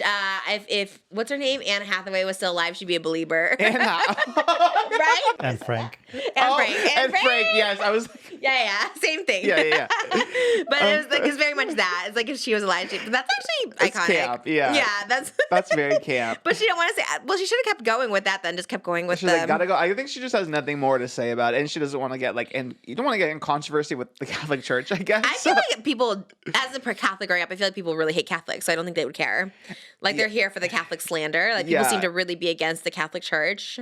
I think especially like the younger or like in the traditional like sense, I think. Yeah, Catholic Church, you know what? It's not bad, but I get that people have like bad experiences. So I think, like you said, the older people who've had like trauma from the church, because the church used to be very much like no gays, no sex before marriage, no this. I was just telling most about this, like don't live with your spouse before you're married, like just like weird stuff like that was like their rules. And so I think that's like it's a lot different now, at least from what I know. I don't go to church anymore, but I think it's a little. The Catholics I know are very open and they're very cool. They're like, come to our church, you don't have to dress up. But it is kind of odd that they got backlash for that video because she really was just kind of dancing in it. It wasn't was like not that bad. Yeah, they had Madonna like literally burning crosses in her like a prayer one. Yeah, so I was like, I don't know. She was just dancing in it, like and she was wearing a big dress. It's not like she was showing a whole bunch of like. She was showing her legs, but the dress was big. It was like a big poofy dress. I love her. So, I liked her in Girl Meets World. Did you ever watch that show? Yeah, I loved her. Like even when she was doing her little Disney music, I thought it was cute. Yeah, I've always liked her a lot. I think she's a slay for sure. Yeah. Why did her and Taylor Swift go on tour? That's so random. Taylor just picked her. I love that. She's like, you want to come on tour? Do you think they like hang out? Sabrina goes to like football games with Taylor. Really? Yeah. Okay, so they're like she's friends. Yeah. Oh, okay. I love that. It's cute though, the height difference, because Sabrina's so tiny. So when they walk like side by side, it's like Taylor's like I think 5'11" and Sabrina's like 5'2". So, like, I love it. I love a height difference. It's very Snooki and JWoww. I think it looks cute. I love it because I love tall girls too, and I love like little short petite girls. I think it's so cute. Oh, that's cute. I like Sabrina, and she looks very like mature now. She looks very like in her Britney era. Like I don't know. I think she's like in on a lot of the jokes that she kind of pokes fun at herself and like the drama with like Olivia Rodrigo. I didn't know they were in drama. What's their drama? It was just Driver's License was like about Sabrina Carpenter, so they were like feuding. Is that real? But, yeah. Oh. But then they've all like moved past it and they kind of think it's silly now. So okay, that's it's cute. a slay. Yeah. I don't even know what Driver's License is about. I know the song, but like I thought you I don't know. What was that like? With that blonde girl who always gave me doubt. She's so much older than me. Oh. Yeah. That's a little shade. Is she that much older? Well, Olivia was like 17 and Sabrina was like 22. Oh my god, I love that. I love when 17 you think that you're like, oh my god, they're so much old. older, yeah. Which they kind of are. I mean, she knows, but that's so funny. And so I don't know. What is the chorus of Driver's License? You said forever, now I drive alone past your street. Yeah, nailed it. Honestly, not a bop in my opinion. I know you love Olivia Rodrigo, but I just don't think it's like that catchy. All these new singers, Tate McRae. It's like I don't like hate them or anything, but it's like I just don't. You love? I love Tate McRae too. I don't know any songs actually, but I just like in general I can't like relate. I don't know. Maybe I need to listen to the music. Yeah, I think you would like Tate. Tate is Trish coded. She's everywhere now. I know nothing about her, but I know like I see everybody at her shows, like Tana, Zach Singler, all these people are at their shows. The cool girls are at Tate's show. Were you? No, Olivia Rodrigo was there. Where did she come from? She's been around forever, but she's got she has like a lot of viral songs on TikTok, and then she has a new team, so they're pushing her like to be the new pop girl. Yeah, I really see her everywhere. Good for her. Like I know the name, and I don't know any of the songs. Yeah, so. I've listened to her for a long time. Like I think since like 2018, 2019. Oh. So she's been around for a long time. But she's just getting new push right now. Yeah, I love when that happens. I guess I'm a Tate stan. I always realize I stan as I talk. This hockey player reached out to her on TikTok because he thought she was cute, and then they dated, but then he cheated on her. And then so her big like comeback single, she did the whole thing in a ice hockey rink, and it was all ice hockey themed, and it was about like him losing her and how she's so much hotter and she's moving on with her life. Oh wow, it was very slay. Okay, because she dated a hockey player, but then she took it, because he cheated on her, so then she took the narrative back. Like she did the whole thing in like the hockey locker room. She was wearing like the big shoulder pads. It's giving a little obsessive though. It's kind of like Trisha, are you? You want to talk? That's what I was saying. To me, it's very 2019 Trish, where it's just like I'm gonna show him. Let me wear his name on my T-shirt. You know what I mean? Think like it's a slay. I think looking back, and I'm talking about my personal experience here. In one of my music videos, I literally wore this person that like dumped me, like his name. I'm like, why would I do that? That's giving thirsty. That's giving I'm still thinking about you. That's giving I wish I was together with you. You know what I mean? And that's just coming from me because I was that person too. Now I would like never even give it like attention. You know what I mean? I see. But she's young. She's like 20. Yeah. Okay. So yeah, I guess 20. Like obsess over it, whatever. I like it. I know what you're saying. Maybe I'm a hater. Maybe I'm being a hater. No, I don't even know. I think you're looking at it from like the mature, because I would be the same too. Right. Like I was very vengeful when I was younger, even though it'd be like stuff that no one cared. It'd be like an Instagram caption would be shady. Yeah. Like something no one's gonna care or understand or see, like an Easter egg. Yeah. So I think it's kind of just like the part of like growing up, then you go through it. Definitely. You feel powerful when you do it. Oh, for sure. Like, look at me. I used to do that all the time. Yeah, I mean, I was embarrassing. So embarrassing. And I was like, oh my gosh. I gotta be careful. I feel like all these like exes that I like dated when I was like 20 are coming back to like text me and stuff. And I'm just like, like I get so, I don't know. It's like weird. So I try to like get it out of my head completely. Most of them are so old and not on social media. But one of them is like so old. He's on social media again. Anyway, it's the whole thing. And he's like 60. He's like, he's actually old, like actually 60. And I'm like, God, how is he on social media? I see him sometimes and I see him like, oh, it's so scary. A little jump scare. But I get a lot of jump scares. Like FNAF vibes. Yeah. Like, wow, FNAF. We love a jump scare. Please put the songs in the sequel. I know they're not in the original video game. Everyone said that. Please put the songs in the sequel.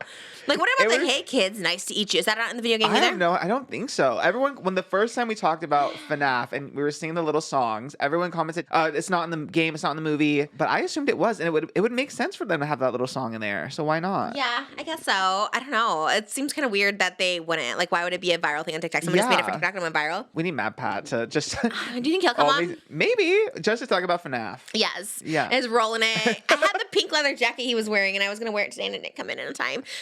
Green Theory Wear, whatever it's called. I literally placed the order November 19th, and it's still not here. Oh my God. I know. Okay, I emailed them, but anyways, no, I support all these young singers. Honestly, I always feel like if you're a singer and you're like making it big, like I think it's actually everything. So I support it, and I support being obsessed with your ex. I get it.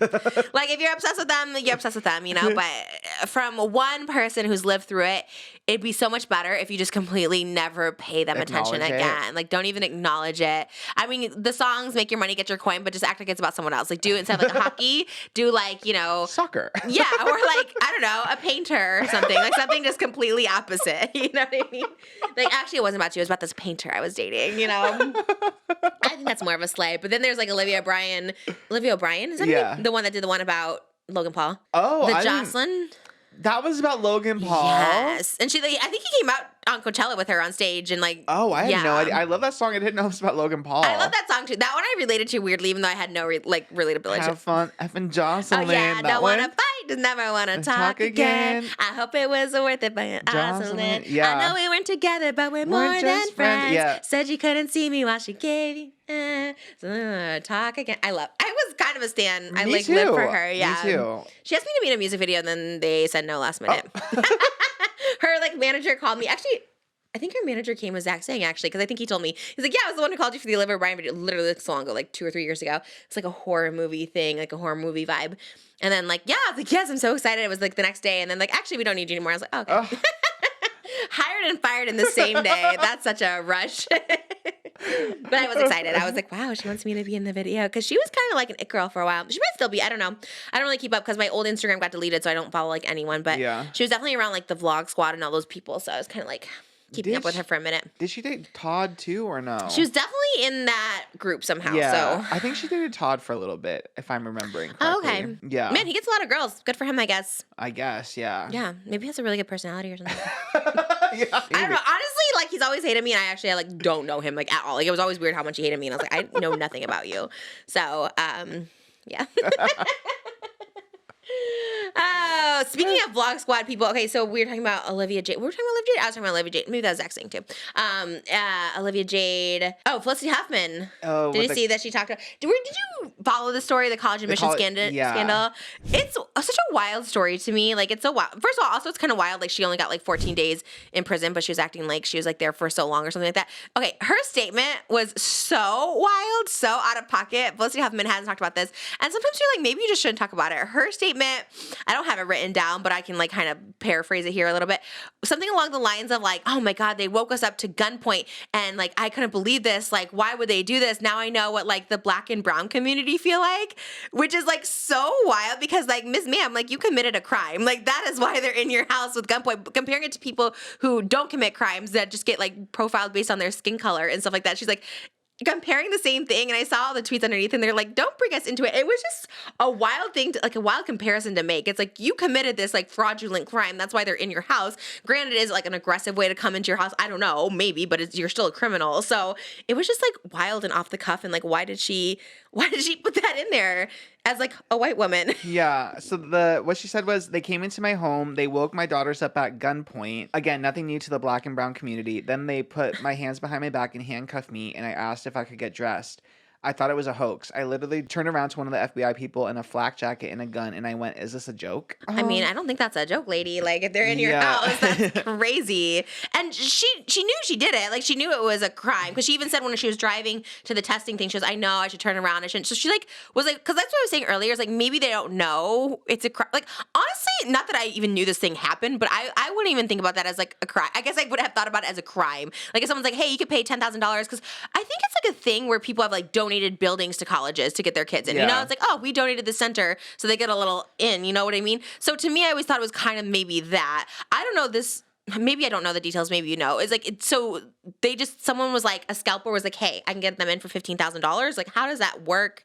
Yeah, I remember following the story, and I forget like how exactly it worked. I know with Olivia Jade, they doctored all these documents to make it seem like she was on the rowing team. I want to Right, say, like photos of her rowing and stuff. Yeah. But I think forging all those documents is where it gets illegal too. Literally wrong. So it's I guess what's the difference between like just donating to the school and like who are they paying? They're paying somebody. Well, there was in the school, there was a crooked, was it the coach or somebody? There was somebody on the school side that was also committing a crime. So someone's like, you pay me money. So, yeah. So basically, both of them were committing a crime. Somebody in the school was like, if you pay me, I'll help you fake this and get them in. And they did that. So, yeah, I mean, if you donate money and it's real and good, then there's no problem with that. But Because she was saying something like, oh, they told me that they weren't going to pass the test. They weren't going to get into college if they didn't pass these tests. So I had to go and like pay this money. And she goes, I thought I had to as a mother pay the $15,000 or whatever it was. And I was just like, so someone at the testing thing. First of all, I think if your child is too dumb to get into college is not going to be for them. And I'm saying this as someone who went to community college and flopped the first 2 weeks because I had no math classes in high school because I was literally too dumb to understand like algebra. So like if they can't even pass the test to get into college, like college is not for them. And I think Olivia Jade even said this too, was just like, I had no interest in going to college. Like she was like an influencer, she was rich. She's like, I don't need to go to college. So why are they doing this? Like why? And college is like not the end all be all. Like it's just such a weird thing. prestige, and there's certain parents that are old fashioned like that, and they want them to go to the school they went to, or to they just want to go to their friends and say, oh, my daughter is at USC business, or my son is at whatever. So now they look more stupid. They're like more embarrassed. Like now they're more embarrassed because it's like you literally paid to get your dumb kid into college. Yeah. It's like you look so stupid. And then this interview made her look even stupider. I was like, girl, why? Why are you talking about this? And why did she put like the black and brown community in there? Like, why was she saying that? That's so wild. What was the comparison? I think when something like that happens, especially when you're privileged or whatever, it's like you just never expect that it would happen to you. Especially when you think about the crime, like, oh, I'm not really hurting anyone. Like, yeah, it's not violent. Yeah, so Yeah. they don't expect maybe they expect just like a knock at the door or something. You know, I don't know, but you're right. It's just like it's just out of pocket. It was wild. I mean, just to throw that little one comment in there, which she didn't need. Also, is her house just like out in the street? Because I think about our house. I'm like, could they even get into our house? What do? They jump the gate? I guess they would jump the gate. I think they would just like if there's a criminal in here, like, the front gate's not gonna be like, oh, let me call them. And like, I know. I wonder how that does work. They just let them in. they show the badge and they gotta I go wonder in. if that is because we get notifications when people pop in. So I'm like, I wonder if we would see. be like, Police. be like, sorry, they're not on the list. Don't let them in. Yeah. I guess if they went to her daughter's room, that's kind of crazy. I don't know. It is. I mean, it's definitely scary. Like that is like a really like probably scary situation. But Yeah. I just think that was a statement that was definitely not helping her. Like, and no sympathy. I remember Cutie Cinderella, who Cutie Cinderella. she's a streamer. Love that. When her house was swatted, I remember like she was saying how it was like she had a lot of trauma because they did the same. They stormed the house and they had guns pointed and stuff. But genuinely, she was innocent and she was just swatted. So I feel like that I can understand. It makes Very more different. sense, you know, versus Yeah. like you actually do a crime and When people commit these crimes and stuff like that, like the fraud, it's like, how do you sleep? Like she knew it was wrong, right? She said she's like driving, I should turn around. So it's like, how do you even like sleep knowing that like it, like people always get caught. Like I don't know how you'd even sleep. I know. Just go to a different school. Like, why do you? It is? Moses is right. It's like the Yeah. prestige, like the ego thing of going to like one of those school. Like, Do you know what school it was? USC, I think. Is it that prestigious? I don't know. It's USC like is a little. in LA, I guess. It's like it's so expensive. It's a little like, run down too. It's not that bouge. I'm like, It's a weird area too. It's like. Is that the one Olivia Jade went to too? Mm-hmm. I remember. I think David did a vlog visiting her in Yeah, her dorm he room. did. So weird. I guess that's why she wanted it. She wanted to have the college experience, which is crazy because her house was like 10 minutes away and she had like this bougie bedroom. I remember I was in the bedroom and it had like stairs going down into the bathroom and stairs going up into this little glam room, like all just in her bedroom. I was like, girl, stay here. I think she had a sponsored video for like decorating her dorm too. I remember. That's why she's like just wants to go to be relatable, be like, here I am decorating my dorm. That's so funny. What a weird era. That's a weird era, and now it's coming back up again. And I'm just like, just let it go. Just I know. let it go. I don't think she should have talked about it and brought all this back up again. When I see stuff like that, I'm like, God, people just are just really, really dumb. And I like Felicity Huffman. I loved her. I think Lynette is the best character in Desperate Housewives. But I was just like, but I guess her husband William H. Macy did not go to jail or didn't get tried or anything. Oh, I remember that. Yeah, which is crazy. I So forgot how he skirted out of that, but he's just like, not me. Psh. Yeah. I should have taken the blame. Would you take the blame for me if that happened? You should be like, I'm the one who paid this money. Of course. Would you? Yeah. Oh, I wouldn't want You you wouldn't to. survive in jail a day, so. Well, maybe that kind of better jail. I to think they went to go. fancy jail. I think they went to like bougie jail. They probably paid off somebody. And I would go to jail. Actually, you should let me go to jail because then I could like write a book about it. You know what I mean? Like Martha Stewart or something. you can still write a book about being without me. No, I wouldn't let you take the fall ever. No, I wouldn't. Actually, it'd be the opposite. I think if you went, I would want to take the fall. You're more useful to society. I feel like I'm fine locked away for a little bit, I guess. No, entertainment has a high value. And Thank we need you, you to babe. keep the podcast going. I know that George Santos story scares me. I'm like, wait, are any of my lies criminal? Let me think what I've ever said. I was like, that's so scary. Who knew lying could get you in trouble? Because I'm like, it's lies. It's fine. little white lies. I think once you when you cross the line and like pay people off or say that you're involved in historical tragedies. Yeah. No, you know what? I learned my lesson lying about something serious. Like literally when I was like maybe 10, I think I said my grandma like died or something like that. And literally like 2 or 3 months later, my grandpa died. And I was like, ooh, that was yikes. So I always thought, I like right away, and I didn't even tell anyone, but in like in my head, I was thinking that because my mom did find out that I like lied about my grandma dying. And I think it was like to get out of something. It was crazy. It was like to get out of something. And I was like, oh my God, even to say like someone's sick or so, I just can't lie about that because I think, oh my God, what if they actually get sick? You know, oh, I'm sick or my daughter's sick. Like I can't lie about that because I'm like, I feel like that's speaking of the universe. Because that happened. And then like 2 months later, my grandpa died. I was like, oh my gosh. So yeah, that stuff always kind of scares me a little bit, but The one lie I remember from my childhood was we had to like read books for like one of our little classes or whatever, like maybe like second grade. And I remember I panicked because I forgot to read. And so I put on the list that I read the book called Tigger is Stupid. I made up that book. oh.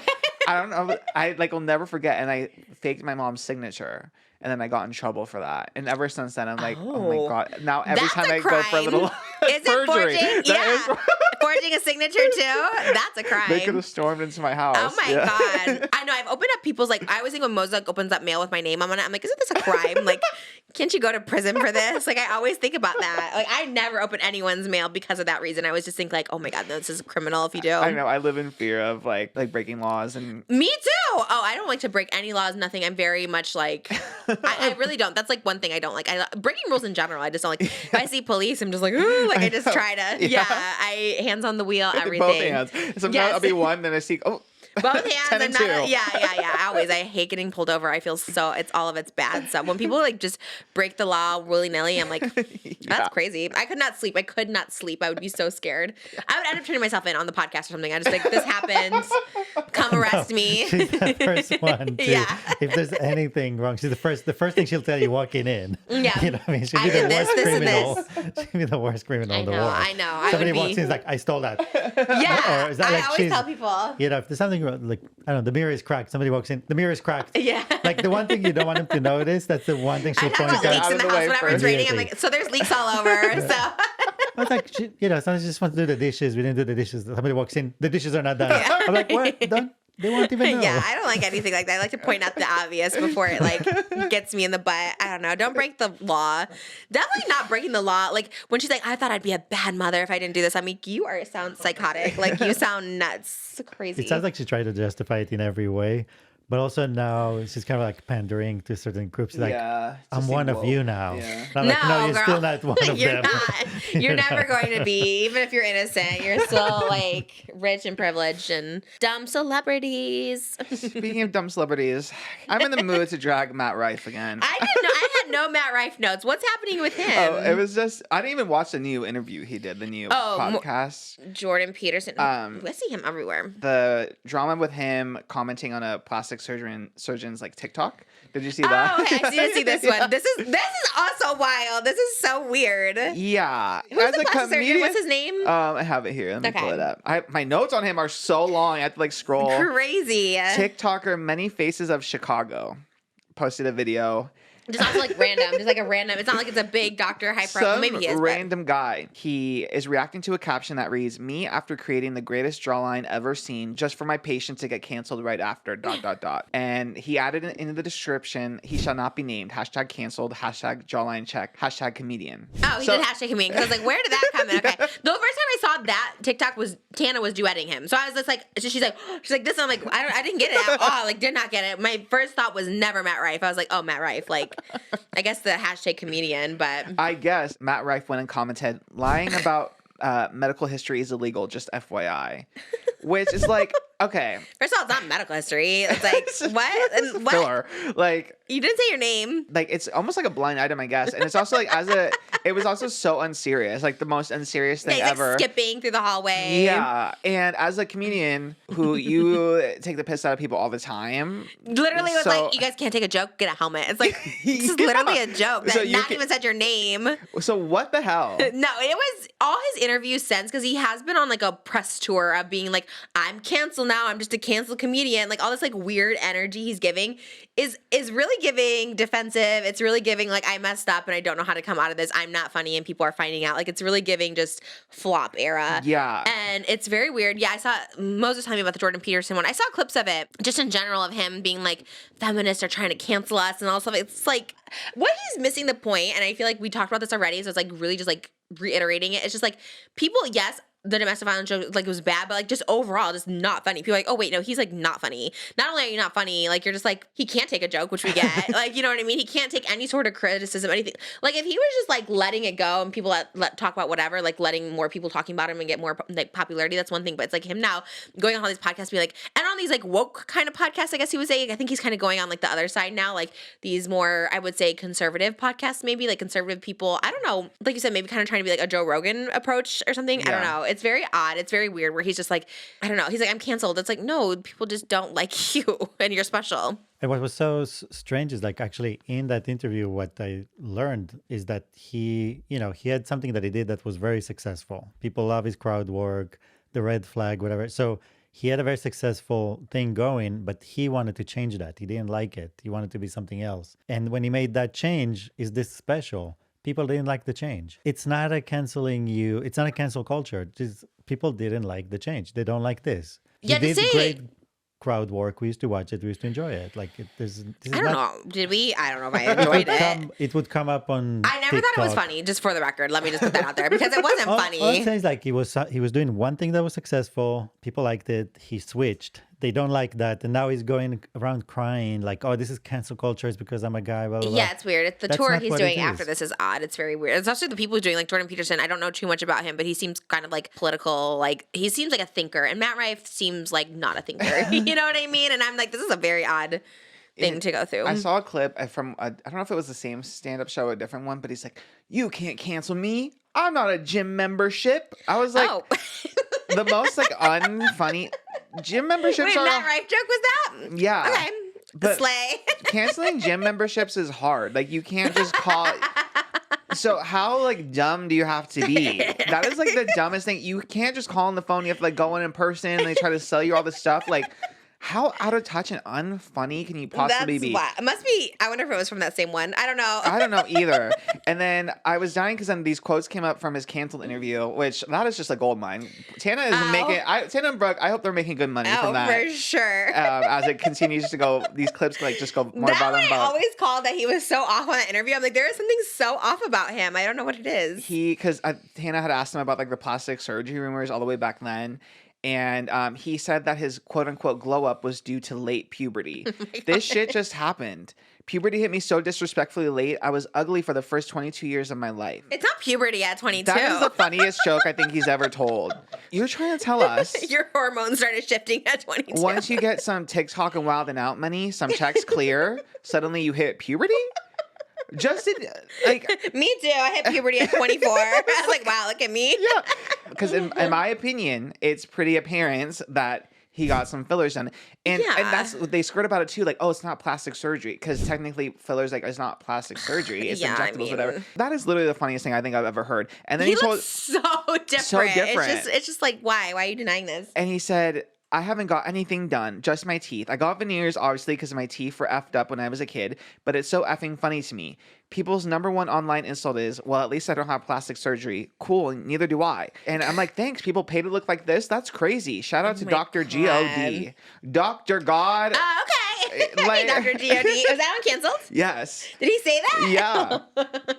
Everyone go watch that cancel the podcast again. Wild. That's so cringe. Ew, he's so cringe. So cringe. He's always been that way. Like when he's just like, wow, like I'm just tired of people. Like when you look like me, you know, they don't want to come for the jokes. And it's like, again, it's like one of those things where it's like, I'm not trying to say he's like ugly, of course, but it's just like, he thinks he looks like Brad Pitt or something. Like he thinks he's like this the hottest person in the world. Yeah, it's like such a weird ego thing. I don't know, because even like gorgeous people like Johnny Depp in his prime or Brad Pitt in his prime like weren't like that. So it's like such a weird thing to be or assume. People think you're cute because you're probably like cuter than the average comic, of course. But it's just like it's such a weird thing to go. But now of course people are comparing him to all these other things that are like not cute, you know, like little cartoons and stuff like that. He just looks like a clown in so many ways now, and it's just like we saw what you looked like on Wild and Out, like just not cute, you know, or just different. We'll say different. I think like seeing those interviews now is like so funny and ironic. What's he saying? Like what is he saying about this? He's saying he's getting canceled, but for what? Like just because women don't like him now?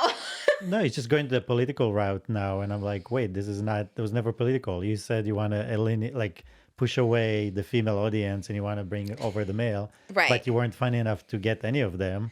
So he's like surprised the women hate him now. He's like, wait, the women are canceling me. It's feminist. It's like, no, you just said you hate every woman. So everyone's like, oh. Even if you're not a feminist, like I don't consider myself ultra feminist, but it's just like one of those things where it's like, ick, like you don't like me, so why am I gonna like you? Like I don't know, it's very more tea. Because I guess him and allegedly. We should reach out for a statement, but him and Brooke were like a thing for a while, right? Oh my God, where did you hear this? I did a deep investigating. Where? Just online on Reddit. Just like on Reddit or something. Yeah, because you know Brooke, she never names names, but people kind of like put things together, and she talked about someone that she was saying like face tuning a nude photo. Oh. to make it look a certain way. So people like connected the dots, and there's a big theory which I'm choosing to believe it because I think it's funny that Matt Rife allegedly face-tuned his schlong to look bigger. Did he send it out to people? To send to Brooke, and then the file allegedly. But Brooke has said the story. She didn't say who it was, but she said then when she looked at the file, like, you know, the name on the if you open a text on your computer, it was like facetune something dot JPEG. Can you tell what part is facetune though? It was there was only one thing. I'm sorry. First of all, the big ick is when people send pictures of their thing. First of all, I don't want to see it. It's not attractive. You know what I mean? It's like, anyways, personal opinion, but that's so weird. And then to face tune it. I know. So, I mean, Brooke never said who it was, but I'm choosing to believe the theory. That would be in weird. My own opinion. The only reason I would debunk that theory is because Matt Rife said in an interview one time that he's never sent a nude because he's saving that for OF. He or also something. says that he has not got any work done. So there you go. Touche on that one. Yeah. I don't think you can take anything. He's a liar. Him and George Santos prison jail. That's wild. I definitely could see. Yeah, I definitely could see it. Brooke has definitely dated some like amazing like bougie A-list people, so I could see that for sure. I could definitely see that too. Reach out for a statement. I know. Via DM. I'm gonna start just reaching. Oh my God, she's so not problematic. I wish she was. Cause I always know like these stories she has, and she says the names like off camera. I'm like, share this story. This story is interesting. And, I wish she was a little messy, but she's just so like cute and like well mannered. She doesn't want to be any messy. She's so demure. Yeah, but yeah. What demure? What is that? Demure? Just like very like well mannered and like demure. Yeah. Don't you watch a guy named Doug Demure? Oh yeah. He's a car guy, right? Car guy. Yeah. This is the. Anyway. For our straight male audience, one person watching. But yeah, if we want to get a car, was that an impression of him? I've never seen you do that. When we get a car, immediately that's the first thing I watch. Doug Demure. To see. I wonder if he's does demure he as well. Them? What does he do? He reviews cars. Yeah, he reviews cars. Oh, he's like, I just seen a car. Yeah, Since definitely. he was a kid, he's great. So he reviews cars and He just does it in a funny way, but very Is it? detailed too. I don't think so because Mo says he uses them to fall asleep. He's like, I put on a video and I fall asleep within like 10 minutes. Wow, So they're what very does that calming say? too. It's a very calming environment. If There's we no bought loud- a car, I would ask Tim Allen about it first. Yeah, you'd be a good guy. He Tim seems to Allen. know. Or Jay Leno, one of the two. Yeah, I want to be friends with Jay Leno too. I used to go to his show all the time. He was so cool. Anyways. Nobody knows about them, but Matt Rife needs to stay canceled, and I think him going on this stuff just shows his like desperation. You know what I mean? Like going on Jordan Peterson and stuff. I was like, you look desperate. Like you're trying to get this. What audience are you trying to get on Jordan Peterson? Like he's no offense, but like all political, like something my dad would probably watch. Like that's your audience you want to get. My dad's not gonna watch your Netflix special. I'll tell I you really that. think that's the audience he's trying to get, like just these old super like alpha male. That's literally the only thing I can think of. But it's like they also don't spend money on like willy-nilly on stuff like to buy. Yeah. They're not going to buy Matt Rife merch. No. They're not going to make you rich. No, So it's like they don't like you. I'm telling you that. that's why I never get why alienate like a young female audience that would actually like buy and support. Literally and, stupidity. Literally So so dumb. dumb. Yeah. and just like you hate women. Like No, that's the only thing I I can think of. remember when I started finding out, like when people would come up to me when I was like 24, and I was like, oh man, I have a mostly like female. Because when I was younger, I always thought Pamela Anderson, I'm gonna be like men are gonna like me. That's the audience I want. Whatever. And then I realized when like girls started liking me more, like I was definitely a pick me girl where I was like, oh, I can't keep girlfriends. They're so drama. I want to hang out with the boys or whatever. I was definitely that girl. But then when I was like, oh, when I started seeing girls like me, I started becoming a girl's girl. I was like, you know what? This is better. And then now that I'm like married and kids and also, I was like, oh my god, girls like definitely are just like so superior in every single way. Not just because like they buy merch or watch me or whatever like that, but just they have so much more compassion. They have so much more forgiveness. They'll be forgiving if you're not funny. You know what I mean? Or they'll be forgiving if you make a mistake. Be like, you know what? It's Trish. I get it. Or it's Trish. This happens. Or she went through this. She's been through this. And it's like they're more understanding. Whereas guys are like, oh my god, that dumb broad or whatever. I don't know if they say that broad. I'm like, whatever. I've seen high school boys. They're so annoying. They're so dumb. Unless you watch this program, then Yeah. Oh my god. You're Yeah. an exception. You're an exception. Yes. Or you're gay. But I'm talking about like the straights here. You know, they're so like I don't know what the word is. They just have no forgiveness, no empathy, no sympathy, no brain cells really until they get to be older if they have them then. But it's just like such a weird group you're trying to aim for. I don't know. It's not even like young boys he's trying to aim for, you know, like the ones that like PewDiePie and stuff like that. It's like Yeah. it's just like this weird Jordan Peterson audience. It's a very odd choice that he went on. He probably wanted to go on like Joe Rogan, and Joe's probably like, no, I don't want anything to do with you. He's never talked about him, right? I'm sure, because I think he thinks of himself as like a Joe Rogan maybe, or that's the audience he wants to be, but I don't think Joe Rogan's ever talked. I'm sure he would love to go on that show. Right, but there's no substance. Joe will want to talk to somebody with substance. No And substance. Matt, like his jokes are not about social issues and culture, because that's when you say, okay, you know, then you go to Jordan Peterson. Like if you get canceled because you talked about society, but he talked about DV and about the girl using crystals. Like that's not, Yeah. Like, that's not the kind of jokes that you know, change society or improve society. no one has any interest in those. It's just oh my god. I thought he just kind of flopped, and I was like, let's just leave him flop, and then he kind of comes back around. He's like a dead fish. They kind of flop around for a minute, and then they, you know what I It mean? cracks me. The fact that he like went and commented on like that TikTok, it's like literally women get their looks criticized so much, and like Tana, for example, like she admits to what she gets done too, and people will comment, you know, like even more. Yeah. And she does not give a single F. No. Like she keeps it moving. Dolly Parton, everybody. Yeah. Dolly Parton 77, just like I got nip, tuck, sucked, everything. So you're gonna hate on women, but then they're actually like stronger than you because Oh, the yeah. stuff that offends you doesn't actually offend them. Oh my god, one TikTok, one joke, just as like what? Like so weird. and then I think he deleted the comment too. I think the comment was gone. I was So just like, embarrassing. because so many people were commenting on it. Like send him a helmet and stuff. And that one viral like that cancel clip when she was like, if you hate me, then you're just jealous. Yeah. And Tana goes, wow, that's such a well-rounded, thoughtful answer. I'm trying to think. So Yeah. you think people would hate Osama bin Laden were jealous of him? Yeah. That is probably the funniest thing I have. With ease, Tana was Oh, yeah. funnier than him. Like It was crazy because you could just tell that it just like came to her and it was like so. And what did he say? Like, what, I want to know what his response was. the clip cuts off Yeah. right when he says, well, so yes. good. And then it cuts off. It's so funny because it is true. And because I think his thing was just like, you know, anyone who hates is jealous. And like the sentiment overall is probably true. But then she's just like, wait, but the people who hate like Hitler or something. Yeah, it's like what that whole scene. Brooke and Tana were a million times funnier than Matt Rife Oh, could ever. That's like 1000%. That made me laugh more than anything he will ever do in his life. And it and was they're not like, professional stand-ups either. no, they're just naturally funny. And like it was So good. an Oscar-winning movie couldn't have something that like good. Like Tana really Wow. No, her comedic timing is so funny. She's so good. And she's just so natural at it. Something Matt Rife could never be. You know what I mean? Because in interviews, even on Cancel and stuff like that, he's just like not funny. Like he's not quick. He doesn't think of stuff. Like it's all like, it's just so bad. And sometimes, you know, if you're just not a funny comedian, just, you know. Hang it up flat screen. Hang it up. Yeah. Wait, hang it up flat screen? That's a Nicki line. I love that. Which from what song? Hang it up flat screen. I'm talking bars, Citizen. Oh shit, what song is that? Okay, I like it. Stream Pink Friday 2 out this Friday, December 8th. 888. Oh, Roman's Infinite. Revenge. There we go. Oh, okay. It would come to me at some point. But Roman's Revenge. Is Roman still around or is... I guess we'll see on December 8th. If Roman... I kind of have Nicki vibes. I feel like she had yellow in one. She did. What video was it? Yeah, I give Nicki vibes a little bit. Love Nicki Minaj. I want her on too. Should we talk about Emma? Yeah. Emma Chamberlain is in the news again. She was in the news for a lot. Emma is just becoming, oh man.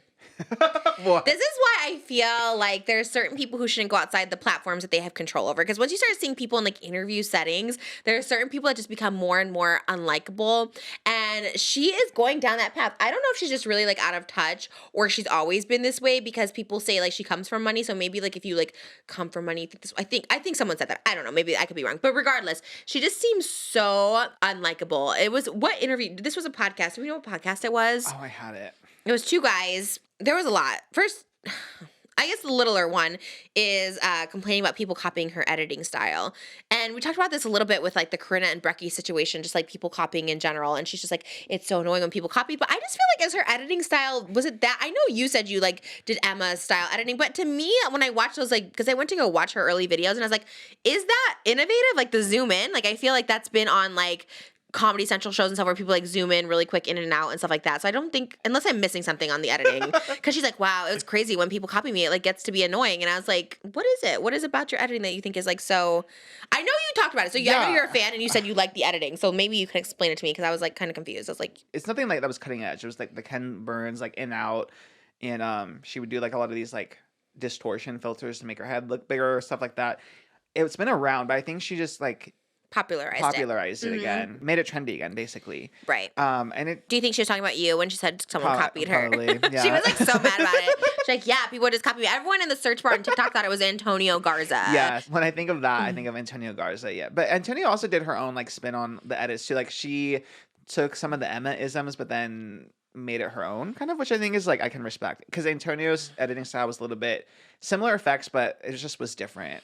She made it like a little more, bit more unique, and just different content though. Like too, it's not like the same content. It was similar, like vlogs, like, but not like going to fast food and finding vegan food at fast food restaurants. Like like coffee and stuff. Yeah, I was like, hey. There was a big controversy when Antonio was coming out at the same time as Emma. I remember. Oh my god, Antonio had to deal with that a lot. But I think the copying thing is like weird. It's kind of like, I mean, as far as like, why do you like care that much if someone's copying you? Kim Kardashian's been copying me for the past 3 months, and I'm fine with it. You know, I'm not calling her out every day over it. But just in general, we talked about that last episode, and it's just like I've had people like actually copy me straight up, and I'm just like, I don't know. I guess I copy people, and like that's just how it is. And I think even if you copy someone, there's two things. One, like if Emma is like Emma and iconic, like no one can be at that level. Do you know what I mean? Like I can copy Britney Spears all day long. I'm not going to be Britney Spears. So like there's that level where like no one's going to be up to your level even if they try to copy you.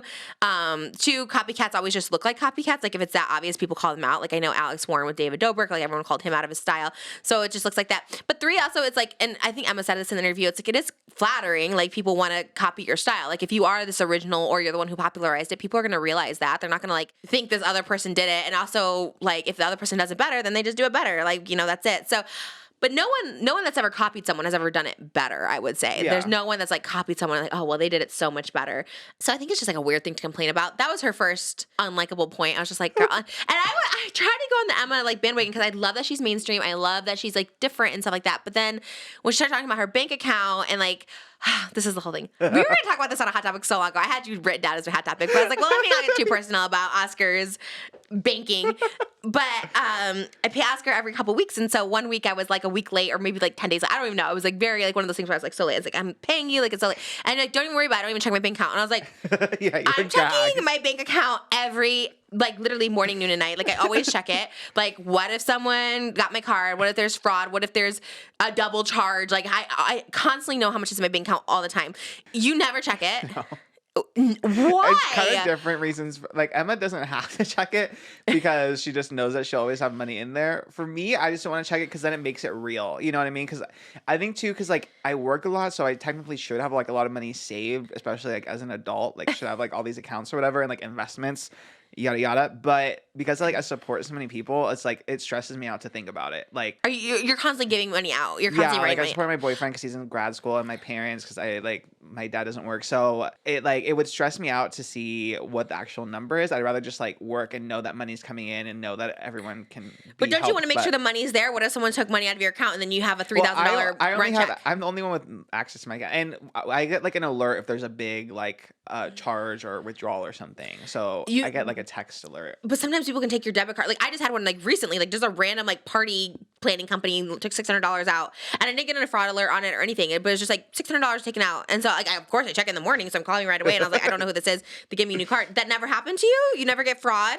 I do, but I get a call like that happens to me. Like some like random gas station in New York had my like card, but I got And they call you for everyone because sometimes they start little. They just try to get $7 out of it or something. Even for little ones, I get. Wow, what Yeah. bank is that? Oh, you don't have to say your bank, but actually your bank. Okay, anyways, don't go there. But it's a weird one, anyways. Yeah, it is a weird one. Okay, I mean, It's so that That's was so it's a little weird. different than I think Emma's reason for not checking her bank account, but okay, yeah. Emma. Yeah. Oh my God. Okay, I have her little notes here.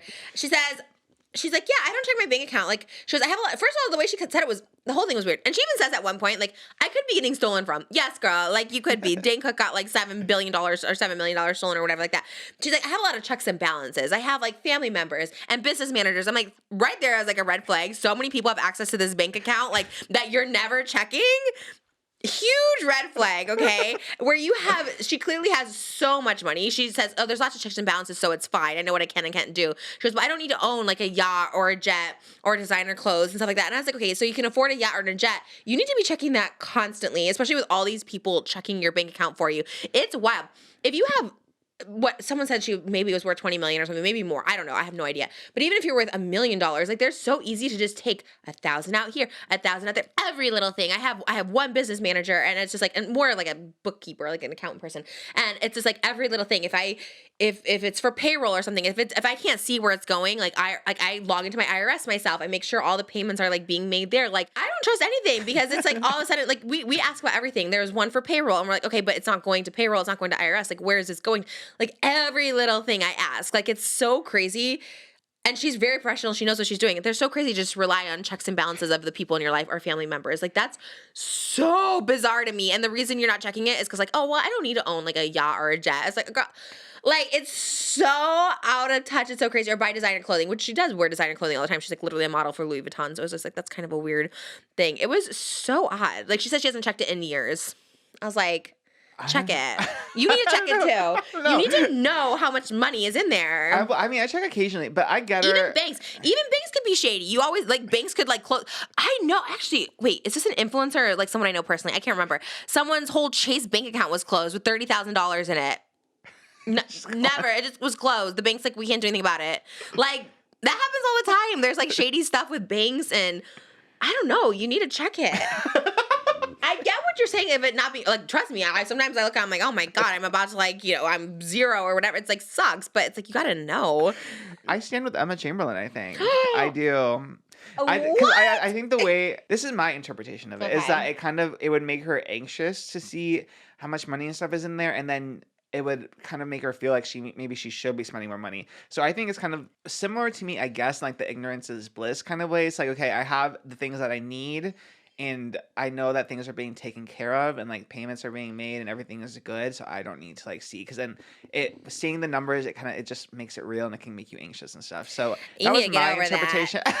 There's anxiety that's like, just get over that. I know people hate with anxiety, but it's like, that's like, there are certain things that give me anxiety, answering the phone or something, but it's like, if it's my account, I gotta answer it. Like I'm just like zapping a baby. You know what I mean? Like that's one of those things. Because Cardi B, in comparison, Cardi B recently talked about checking her bank account every day. She knows how much groceries cost. She knows what's coming out of her account at all times of the day. She's like, groceries are expensive. We need to cut back on it. So there's certain things you need to see where it's like maybe, okay, you're spending too much here and there and stuff. And if Cardi B is doing that, like I guess again, it comes from different backgrounds. I just heard Emma comes from like maybe more money than like Cardi B did or something like that. I think So there's also a difference in like once you have like kids and stuff, I think that also changed, because then once you have other people who depend on you, then you really have to start thinking about their future, and then everything becomes, you look at things very different. Like Cardi B has children, so like you have children, so I think that also has a, even I know before you had children, I know that you're Always obsessed. checking it. Always Still. checking it. Just in general. I don't know. Know what you spend it on, because you don't know how much Postmates adds up. And yes, it gives you anxiety, but guess what? Like, it helps to know, like, we need to cut back on this.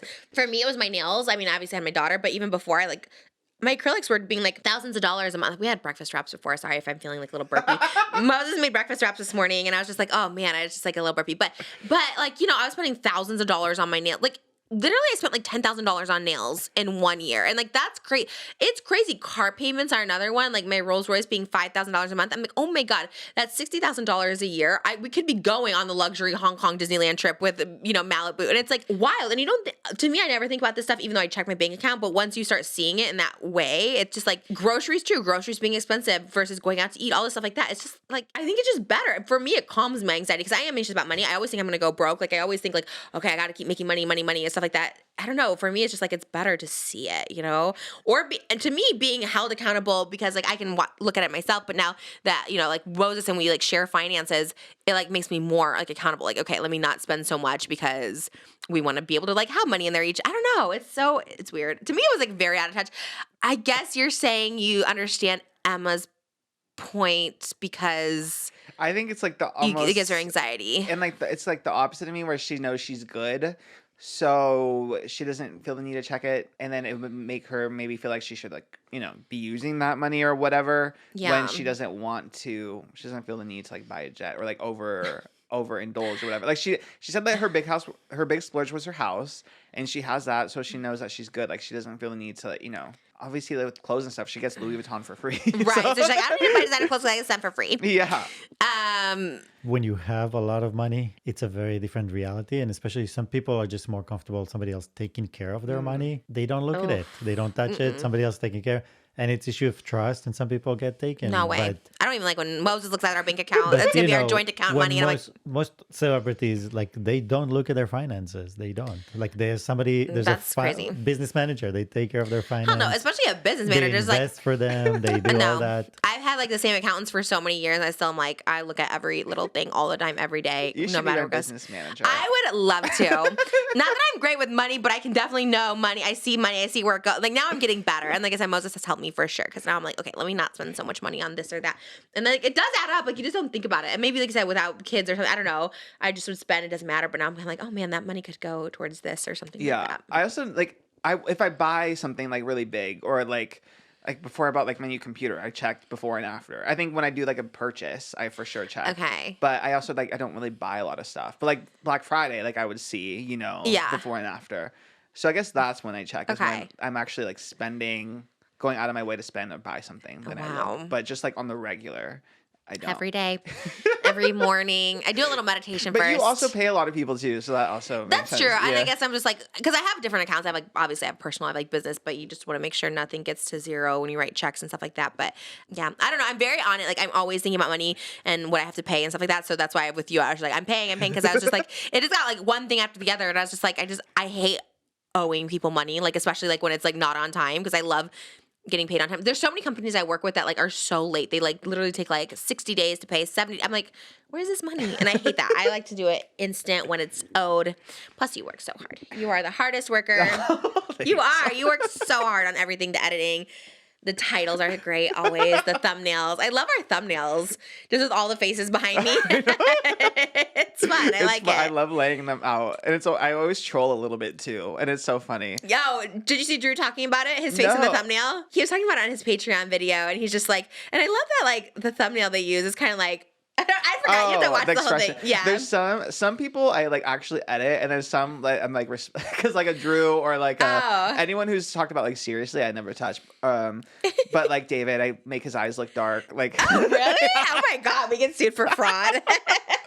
I make him look like a little cartoon. I would never. I didn't even notice that at all. That's so funny. Or like James Charles, I make his eyes look a little God twisted. Oh my god, I don't talk about that.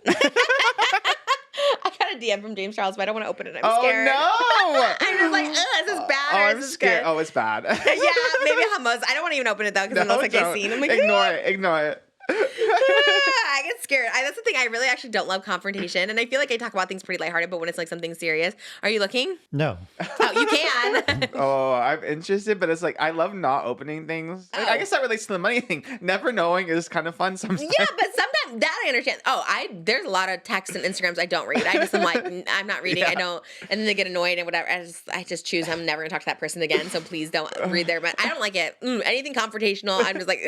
Sometimes I'll have Moses during the Colleen thing this summer. I literally was like, listen, look at this. I can't look. Like it was giving me so much anxiety. I like could not listen. And I think even she ended up catching on to that because I told her I was like, I can't listen to your voice memo. So it would be like, okay, hey, Moses is probably listening to this. Like I was like, you're giving me anxiety. Stop. In person, I'm a lot better, I think, because I get like very swept away in the moment.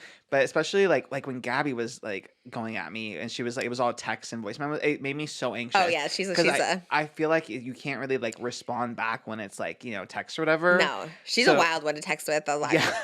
Yeah. So if James Charles says something in person, then that would be a different story. Okay, but, well, you'd yeah. have a better chance of seeing him in person than me. I'm glad we don't see anyone in person. No. Like, I never see anybody, and it's great. But you see everybody, it seems. Oh my God, I guess I kind of do. But the rare times I go out. But I haven't seen James since like he collabed with Jolie, I think, which is like 2020? Oh, I was like, 2020? oh. Yeah. 2020? Aren't we all supposed to be in a pandemic with masks It was on? the beginning. It was like Oh, okay. January, yeah. Oh, I collabed with him at the beginning, too. We did Yeah, that Greens see. video then. You were there, right? Yeah, that was like our first. All right, and then even the fast food ones. Yeah. Aw. Our next hot topic comes from our producer, Mikey, M-I-K-I. She's our producer on Patreon. So I did a little video on Saturday being like, hey, producers, give me some topics. She wanted to know what my response to Dave Portnoy's response to Savannah. Did you see him talk about it on BFFs? Oh, yeah. And she also recommended Trixie and Katya as guests. I'm like, is this Oscar? We're on Did it, Oscar yeah. write this? Under producer Mickey. Would love Trixie and Katya. I think they're very booked and busy, but We reached out to Trixie's PR, and she was just really busy at the time, so it would be like a booked and 2024 busy. thing. Katya, I haven't reached out to yet because I can't find her friggin' publicist. Like, I don't know. Oh, maybe she just Katya's does it a little more off herself. the grid, yeah. yeah, maybe she's a DMer. Like, hey, You girl. DM her. She knows you. Maybe I will. Love both of them. I just think of them as always busy. So, you know, Dave Portnoy, I think we kind of already talked about this. Broke up with Savannah, and everyone's like, yeah, we respect it, you know, whatever. Like, they didn't want the same things. But what was wild, this was from their BFFs podcast. It was like the first 8 minutes. He's like, yeah, there's never a good time to break up with someone or whatever. He broke up the day before Thanksgiving when her parents were there Oh my staying with them. So he's like, it's never a good time. And then I think his co-host, was it Josh, was just like, I think there couldn't be a worse time to break up than that. That was literally the worst. So that was wild. Also, just goes to show, once again, if you're in an age gap relationship, like, these older men, if they're single and no kids, like, they want to be that way. They're just that way. They don't want to get married. They don't have kids, even if they tell you they do or whatever. Or if they don't tell you they do, just know that. You know, that's what I always say in these age gap relationships. Like, you're not going to have, I think it's Brittany Furlan and Tommy Lee. Like, Brittany doesn't want kids. She never wanted kids. So it's perfect. Like, there you go. But if you're an older guy with a younger girl, chances are they're probably going to want kids. So expect that. And I think don't string them along, you know, even if he said he's had the conversation before, he didn't get into it. He's like, oh, we've had the conversation before. He didn't really say what it was.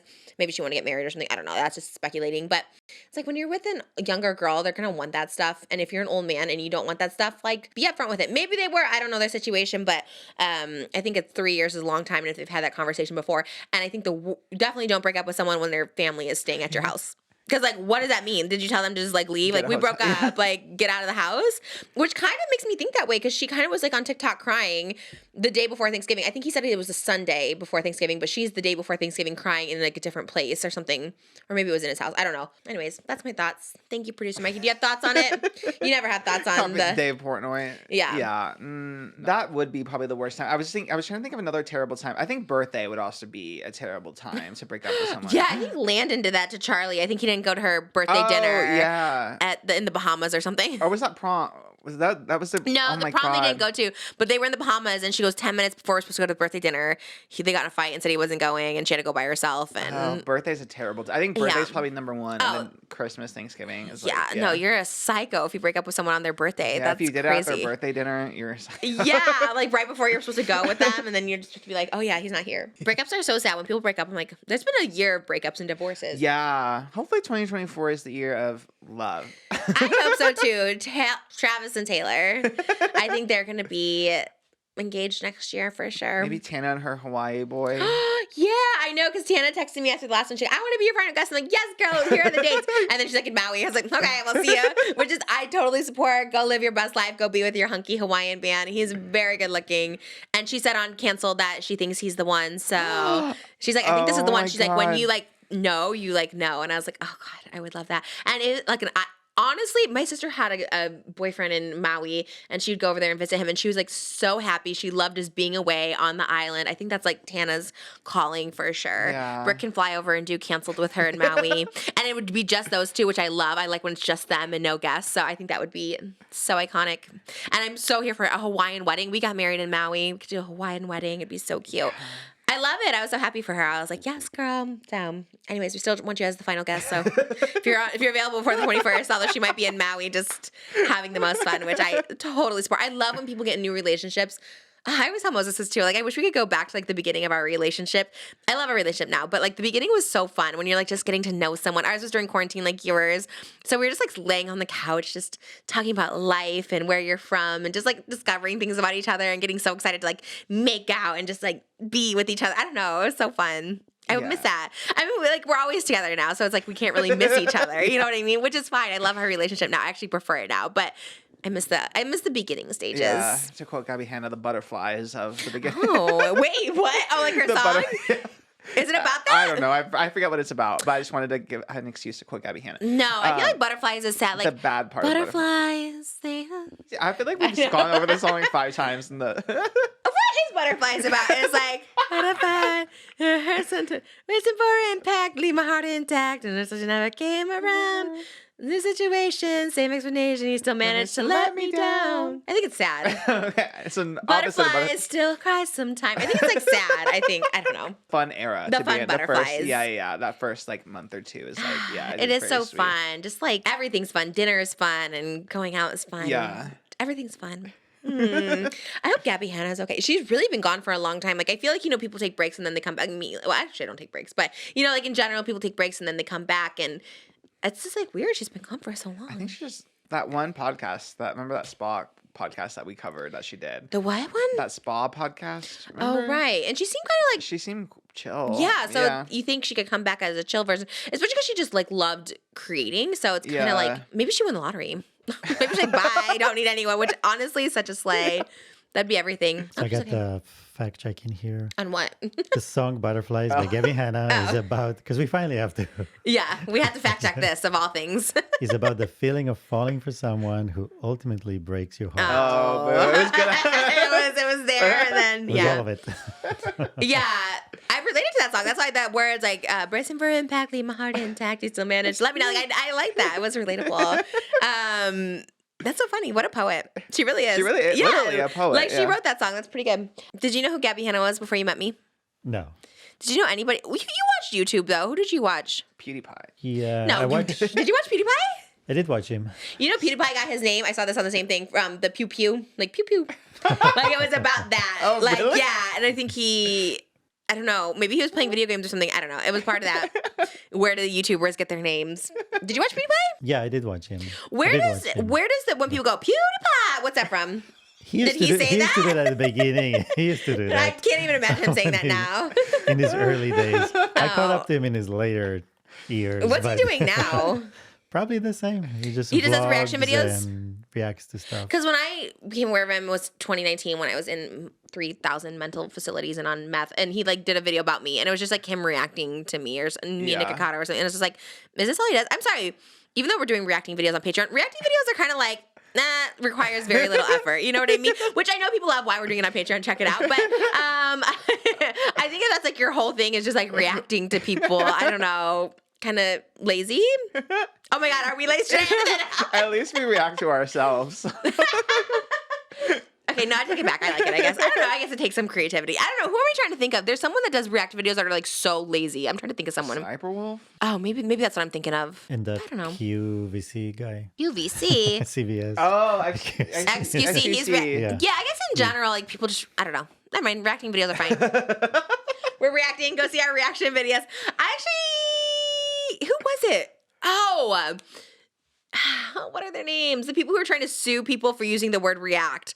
Remember, they're like, anyone who uses react, we like trademarked the it. kids react people, like they do all those reacts. Old people react. Yeah, they were like big YouTubers, and I forgot their name. Yeah. Anyway, Fine Brothers, Fine the Fine Bros, Brothers. yes. Yeah, Fine Brothers, and they're like, we are trademarking react, and I was like, you can't trademark reacting to videos. Like that's so.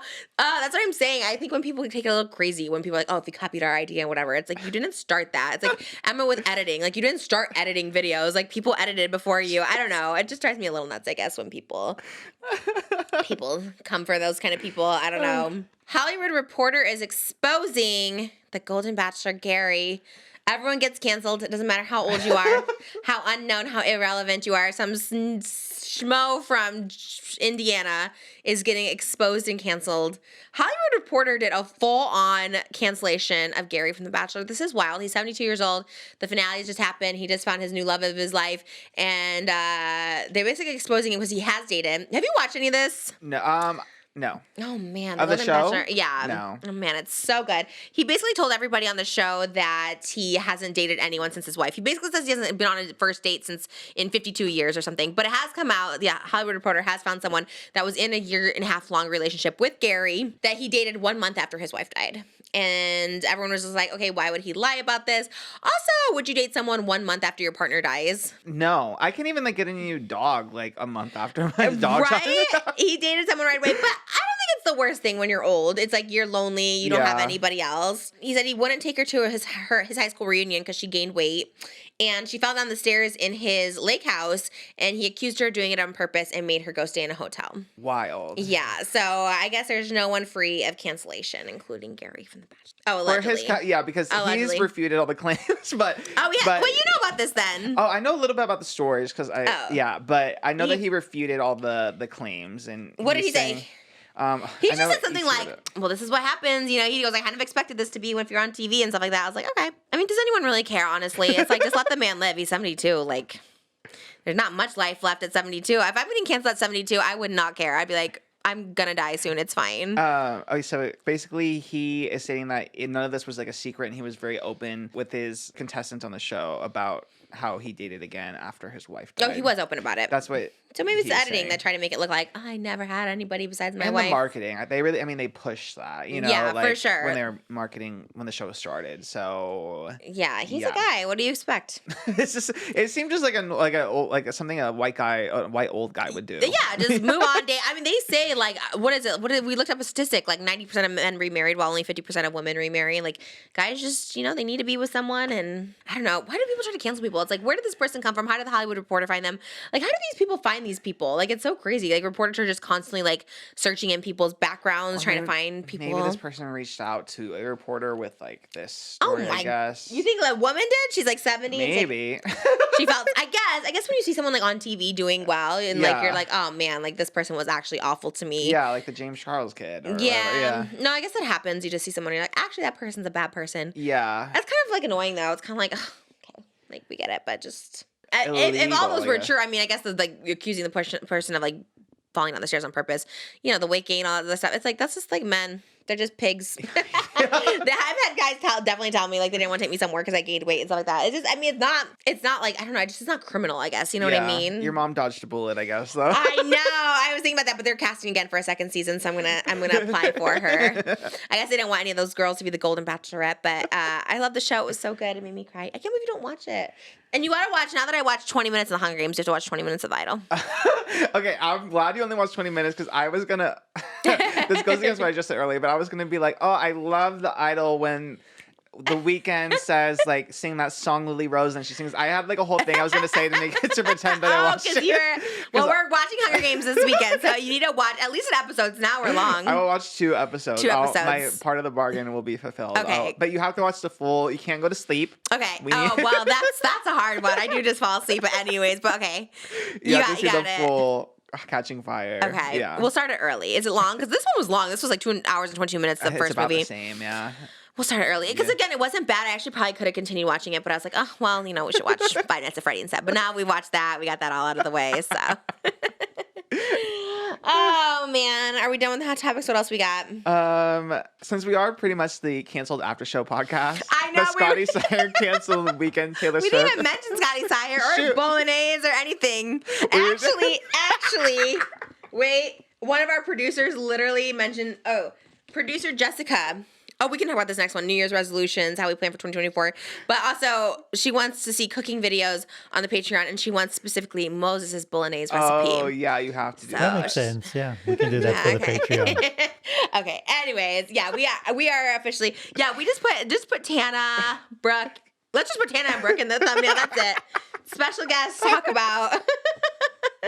Let's have them send exclusive new photos too. Yes, So it's yeah. Can you send us photos? Can you send us videos? So it's exclusive interview. It's like 2 seconds of it. Always Team Tana, always Team Brooke, always. Even on Zach saying, we talked about them because there was a whole like beef with them and Zach saying, I'm always Team Tana, Team Brooke. Always, always, always. They could be On wrong. God, yeah. On God, the wine lady, everything. I don't care. Team Tana, Team Brooke. Just period. We're starting that out. Well, there's been, I wouldn't even call it like backlash, but there's been a lot of discussion after the recent episode with Meghan Trainor and Chris Olsen on Canceled. I saw this. I watched every episode of Canceled, and then so I watched the episode, and then I was kind of shook at all the backlash on TikTok. Because TikTok, first of all, Meghan Trainor and Chris Olsen are kind of like TikTok royalty, so I was kind of like shook that there was so much backlash. I don't know, they probably wouldn't talk about this because they're actually very sweet. Even Tana, she's like such a sweet person when it comes to this kind of stuff. But I always, even with the Matt Rife one, like I talked about it like not on camera, and they were very like, oh, because I said it was such a weird interview, and they're like, oh, he was like scared to get canceled because he just signed like a big deal for touring. Like they were very much in defense. And that was at the time of when he was like still on the women train. So I don't know, maybe it's different now, but yeah, I was kind of shocked because like Meghan Trainor is very likable and Chris Olsen's very likable. Yeah. So maybe it's the two audiences didn't like each other. Maybe like because I don't know, and I don't know either, but the cancel audience maybe didn't like, I don't know, or vice versa. Yeah. Well, it was very much the cancel audience did not seem to care. Yeah, but I'm like, do they just cancel all the guests except for me? Oh shoot, yeah. I did see one comment, just get Trish back on. I thought it was interesting because they were filming it during the day. Usually the canceled girlies like to film at night. We went at night. Like I thought it was interesting that they were doing it during the day. They kept switching positions, which that was my only critique. Because not only is it hard to listen to lots of people talk, for me personally, but the switching positions was making me a little nauseous. I don't know, like literally. Okay, The sun kept. is that what it was? Yeah. But then like it was like Chris and Meghan, and then Tana was sitting next to me, and I was like, this is chaotic. Yeah, it was Very a little chaotic. Love it though. I mean, love it. Literally, no other commentary. But Same. Yeah, I guess they were saying, "Oh, Meghan, like her sense of humor is cringe or whatever." I just think it's different. I think the audience isn't used to like Meghan's sense of humor, and I think too, when you go into, especially if you're not like an influencer or like friends with like Tana and Brooke and like get their vibe, like, you think that they're more outrageous because Tana and like Brooke, they're really chill, like in actuality. yes, But Tana especially, I think she has like this kind of outrageous like character that people associate her with. So I think it's like the old Tana, which is a little like outdated because I think one of the things people like criticize them for is like kind of like, and I think even maybe I did the first episode like oh wow, you showed up on time, like kind of like razzing her. Razzing, is that word, or rizzing? Do you rizz someone? Riz is good. Raz is, I think Raz, yeah. Razzing, like when when it's like college hazing. Okay, that's different. Anyways. Kind of like ragging. I don't know, something. Ragging? I think ragging. Ragging on stuff. Yeah. Yeah, like, about being like late and just kind of all of it. But it's like, that's so like old Tana. Like, that's not really like her anymore. So I think, like you said, people have this persona of her being the girl with like, F me with a toothbrush, bleach and tongue, like, and I'm like just screaming, yelling all the time, which is like always what I think of her in my head too. And actually, she's actually like so smart and so chill and just so like, I don't know, like good conversationalist. Like she handles the interviews so well because not just the Meghan Trainor one, there was another one where someone was kind of rude. I didn't think Meghan Trainor was rude. I was just thinking, there was another one and she handles it like really well. Like if someone's kind of, I don't know, I can't think, but yeah, I think it's just, I don't know, I could be so wrong. Maybe they're friends just not getting the vibes. You know what I mean? Like, and I'll say I was on Meghan Trainor's podcast and like she's so different than you would think. Like she's actually so like like blunt, I guess. Like she's very just like very open, very blunt. Like, I mean, obviously when I went on the podcast, like she got canceled, for, and I'll take blame for that. I felt so bad. Cause then I have heard from her recently. We're like, cool, whatever. She wasn't mad. I don't know. Maybe she was mad at me. Maybe it was my fault. I don't know.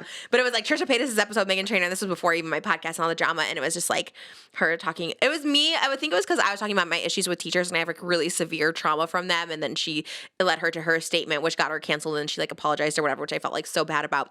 But I think in general, people don't expect Meghan to be so vocal. Just, you know what I mean? Because she's, to me, before I met her, she's very just like all about that bass and wholesome and just like on Jimmy Fallon, like doing songs with Jason Derulo. Like she's very just that. So you don't think of her as being vocal, outspoken, having a little bit of a sassiness to her, I guess. I don't know. Do you know what I mean? Like you would expect that from like, is it Sexy Red?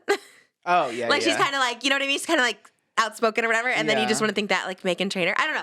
Maybe I'm so wrong with this, but so I think her sense of humor, it seemed like Tana got it. To me, Tana didn't seem like offended by anything, but I could see why some people thought it was offensive. You know what I mean? And I think, but I get Meghan Trainor because I feel like I'm like her in the sense where I say stuff that maybe I try to joke, especially when I'm uncomfortable, especially like when Jeff was here, our straight man guest, I say stuff that like kind of comes across mean, you know what I mean? Because I'm like, I'm just like defensive. I don't know what it is, like and not saying hers, but sometimes you say stuff that comes across mean when you're trying to be joking because you're like uncomfortable. Because I don't see Meghan Trainor on too many podcasts. Yeah. I've seen Chris on podcasts, but I haven't seen her on that many. I could be totally wrong, but she mainly does her own where she has like control over it with like, it's in her house and, her family and stuff is around.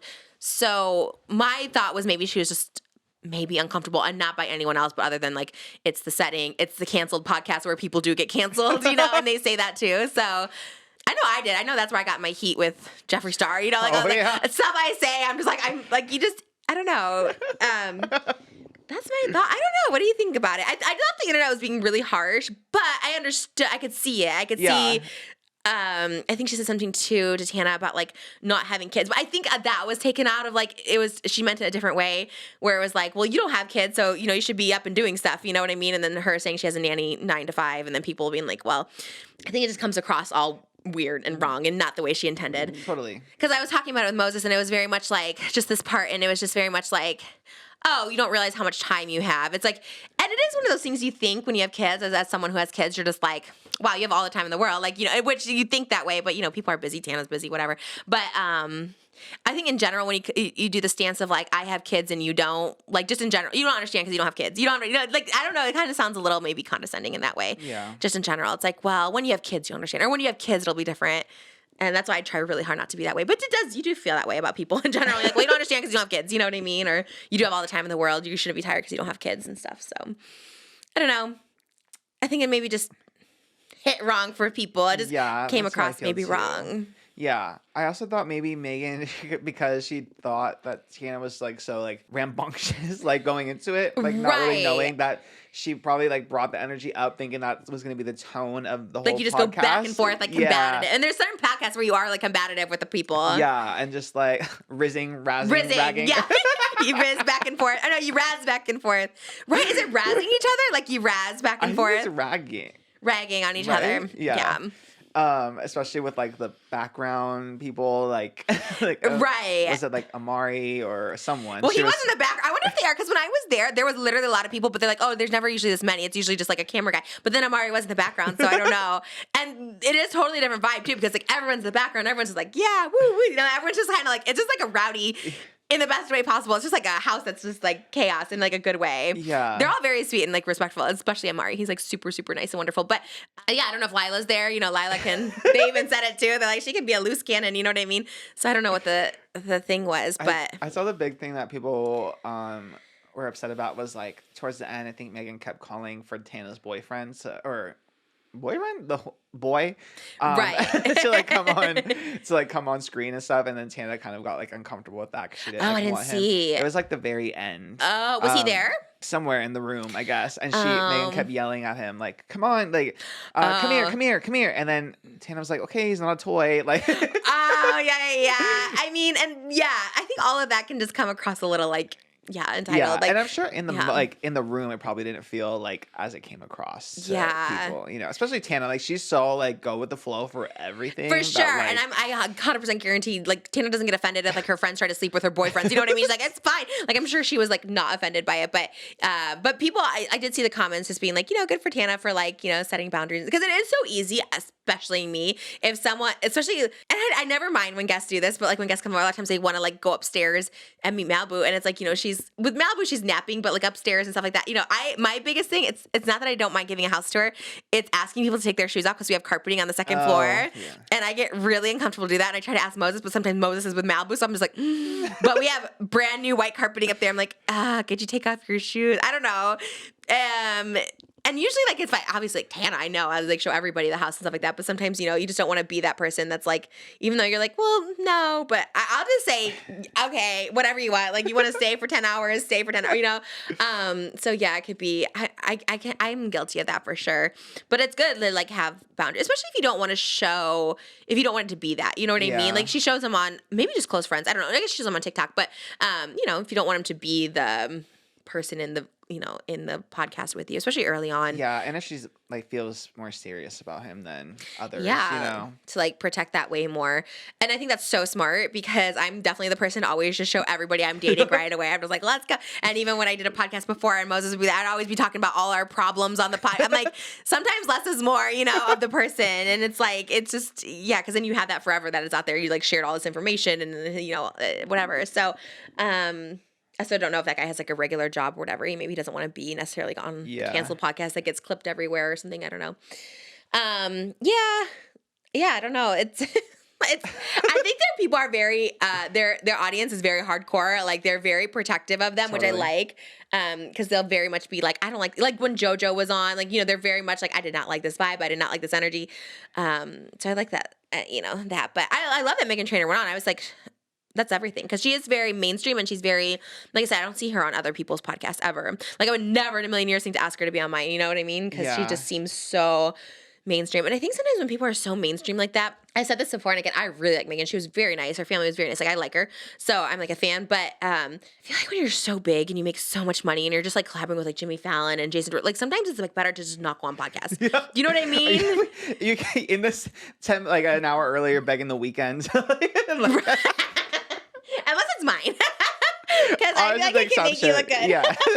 And we give you full edit control and everything. But that's the other thing is like this goes through, and I know with Canceled, I've asked to edit things out. Like they will let you edit things out. So it's interesting to me that like it gets, and we edit things too. So it's like, it's interesting to me that it gets there. I guess it's the way people perceived it. Because honestly, when I watched it the first time, I really didn't think anything of it.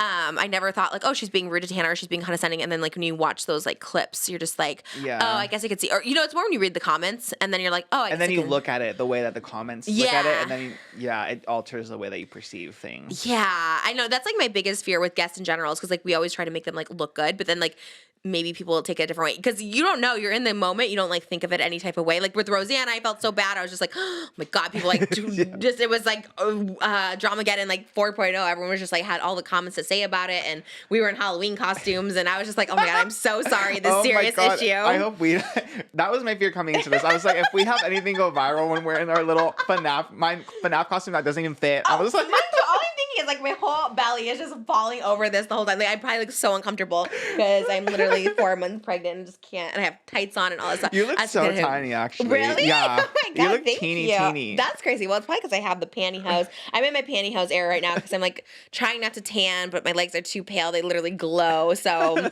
trying to do my pantyhose era. But yeah, I mean, honestly, whenever someone talks about you or your podcast is always a win. You know what I mean? Like more people are going to watch it. More people are going to go to it. And maybe Megan thinks that. She's like, well, it's clippable, baby. Yeah. Even last week with like, I was like, oh God, whenever I title something, I don't like, I do it. It's almost trolling. I don't know. I don't take it very serious. Yeah. It's all like, because then when you actually watch it, you actually understand what we actually say with context and stuff. Yeah. But then everyone just took the Forgiving Shane title and ran with it. And I was like, no. I know. No. I'm like, it's fine. That's the clickbait of it all. Yeah. I was like, I guess at the end of the day, as long as people are clicking. I know. With that, I was like, whatever. The people, I was shocked people. I'm actually shocked. I'm kind of shocked about, now I'm trying to say what I can cancel. I'm kind of shocked about how many fans Shane and Ryland still have. Like, is that sound weird? I'm not saying it in a shady, mean way, but they still get like a lot of views on his podcast, and people still ride really hard for them. Yeah. When you're like kind of removed from it, like you don't actively like watch or see, like, you kind of forget, you know? So, Yeah. because I went into last week thinking that you would have all the answers, and I went in not really knowing anything. Right. And then so I went back to look, and yeah, like Shane's stuff still gets like 1 million views per Yeah. podcast, but it's weird because like you don't hear much about it Never. outside. I never see, like, we talk about TikTok, like, I always see clips from every podcast, never see Yeah. clips from theirs. So I guess that's, I mean, I guess it's good that, you know, he still has Just has success. that Yeah, and it's like, core you know, fan base. it's like it's a lot of people, and they're all like, it's a community, you know? Right. And so I guess that's good. Question mark? I don't Yeah, I don't know. And there was so many people in my comments. There's a lot of haters. There's definitely a lot of Shane Ryland haters, which is like shocking. Like, all of it's shocking to me, I guess, in general, but it's always shocking when there's like, I mean, it's, like you said, I guess it's good. I don't know. I guess know. I'm still like, I haven't kept up with that. It's like the one Yeah. area I haven't kept up with at all. So I'm just like, Me neither. and it's like, and it's weird because I used to be so in it, but I just don't know. And I'm yeah, like, I think in general, I'm like that with a lot of YouTubers. I'm just like, oh my God, like what happened to this YouTuber and this YouTuber and all stuff Yeah. like that. But I guess they're still around. Like, you know, they're like, we talk about all those streamers that literally get so much money and they're so famous and we have no idea who they are. Yeah. Who do we keep up with? I guess just Brooke and Tana.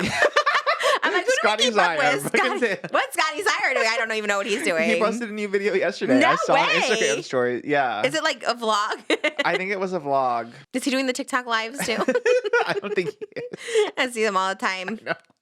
No shame in it. Honestly, they get the coin. Whatever you gotta do. Well, I guess yeah. he said he has adult OF. So. Yes, he hasn't, but he doesn't show anything. So Okay. yeah, Well, that you one know, I investigated. some people yeah. make a ton of money not showing anything. I so know. So more power to you. mystery sometimes. Yeah. I'm not about the mystery. I'm like, show it all. But You know what I I wish mean? Scotty was, but he's not. Yeah. I'm surprised he didn't. Wow, that's but that's even like more. That's even crazier that people like pay just to see you in like your undies or whatever you're Yeah. showing. Well, he does free.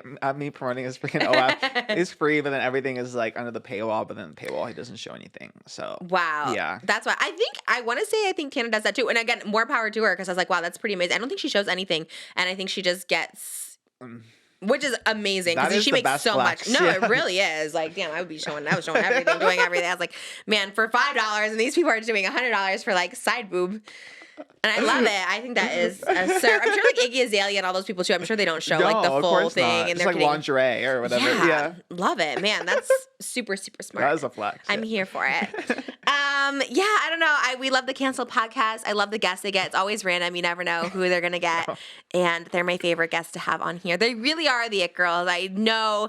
I'm not about numbers. I don't really care, but you know, when you look at the numbers, it's Brooke and Tana, Yeah. and they're amazing. And They they're are. yeah. I just love them. I love them too. Do they have merch? We should get some of that. They do have canceled. And I have the San Diego sweatshirt, but I've been waiting to wear it till January because I have a holiday outfit for next week and another holiday outfit for the after. It'll be our so. post New Year. But I'll give you one. One of the ladies who sent, 2 people found one, and I paid one for one, and then the other person just sent it for free. I was like, Oh do you my have God. a Zelle or PayPal? They're like, no, I just want to like send it to you, and you know, you've like helped me so much. I'm like, are you sure? Because like I don't have any way to send them money. I guess if they send me an address, I can do a check. mail. Yeah, but they really went out for it, so I That's have so those too. But we'll do sweet. the Brick episode in January because it's holiday episodes Yeah. coming up, Oh, I'm unless so she comes back. excited. Yeah, our Patreon, you guys check it out. We have extended podcast footage there. We have our bonus reaction clip. We have signed headshots. You get some cue cards if you're a producer. Plus, you can ask a story, exclusive videos, all that. Patreon.com/JustTrish and support the show. We really appreciate it. I'm kind of shook about all the people that joined. And the headshots will be sent out on the around the 15th. You have to be a member by the 10th. So that's how it works. So the 10th of each month, if you're a member, you get the headshot sent out on the 15th. And it's just a vibe. Who wouldn't want this in their house? This could be you. This could be you by your bedside.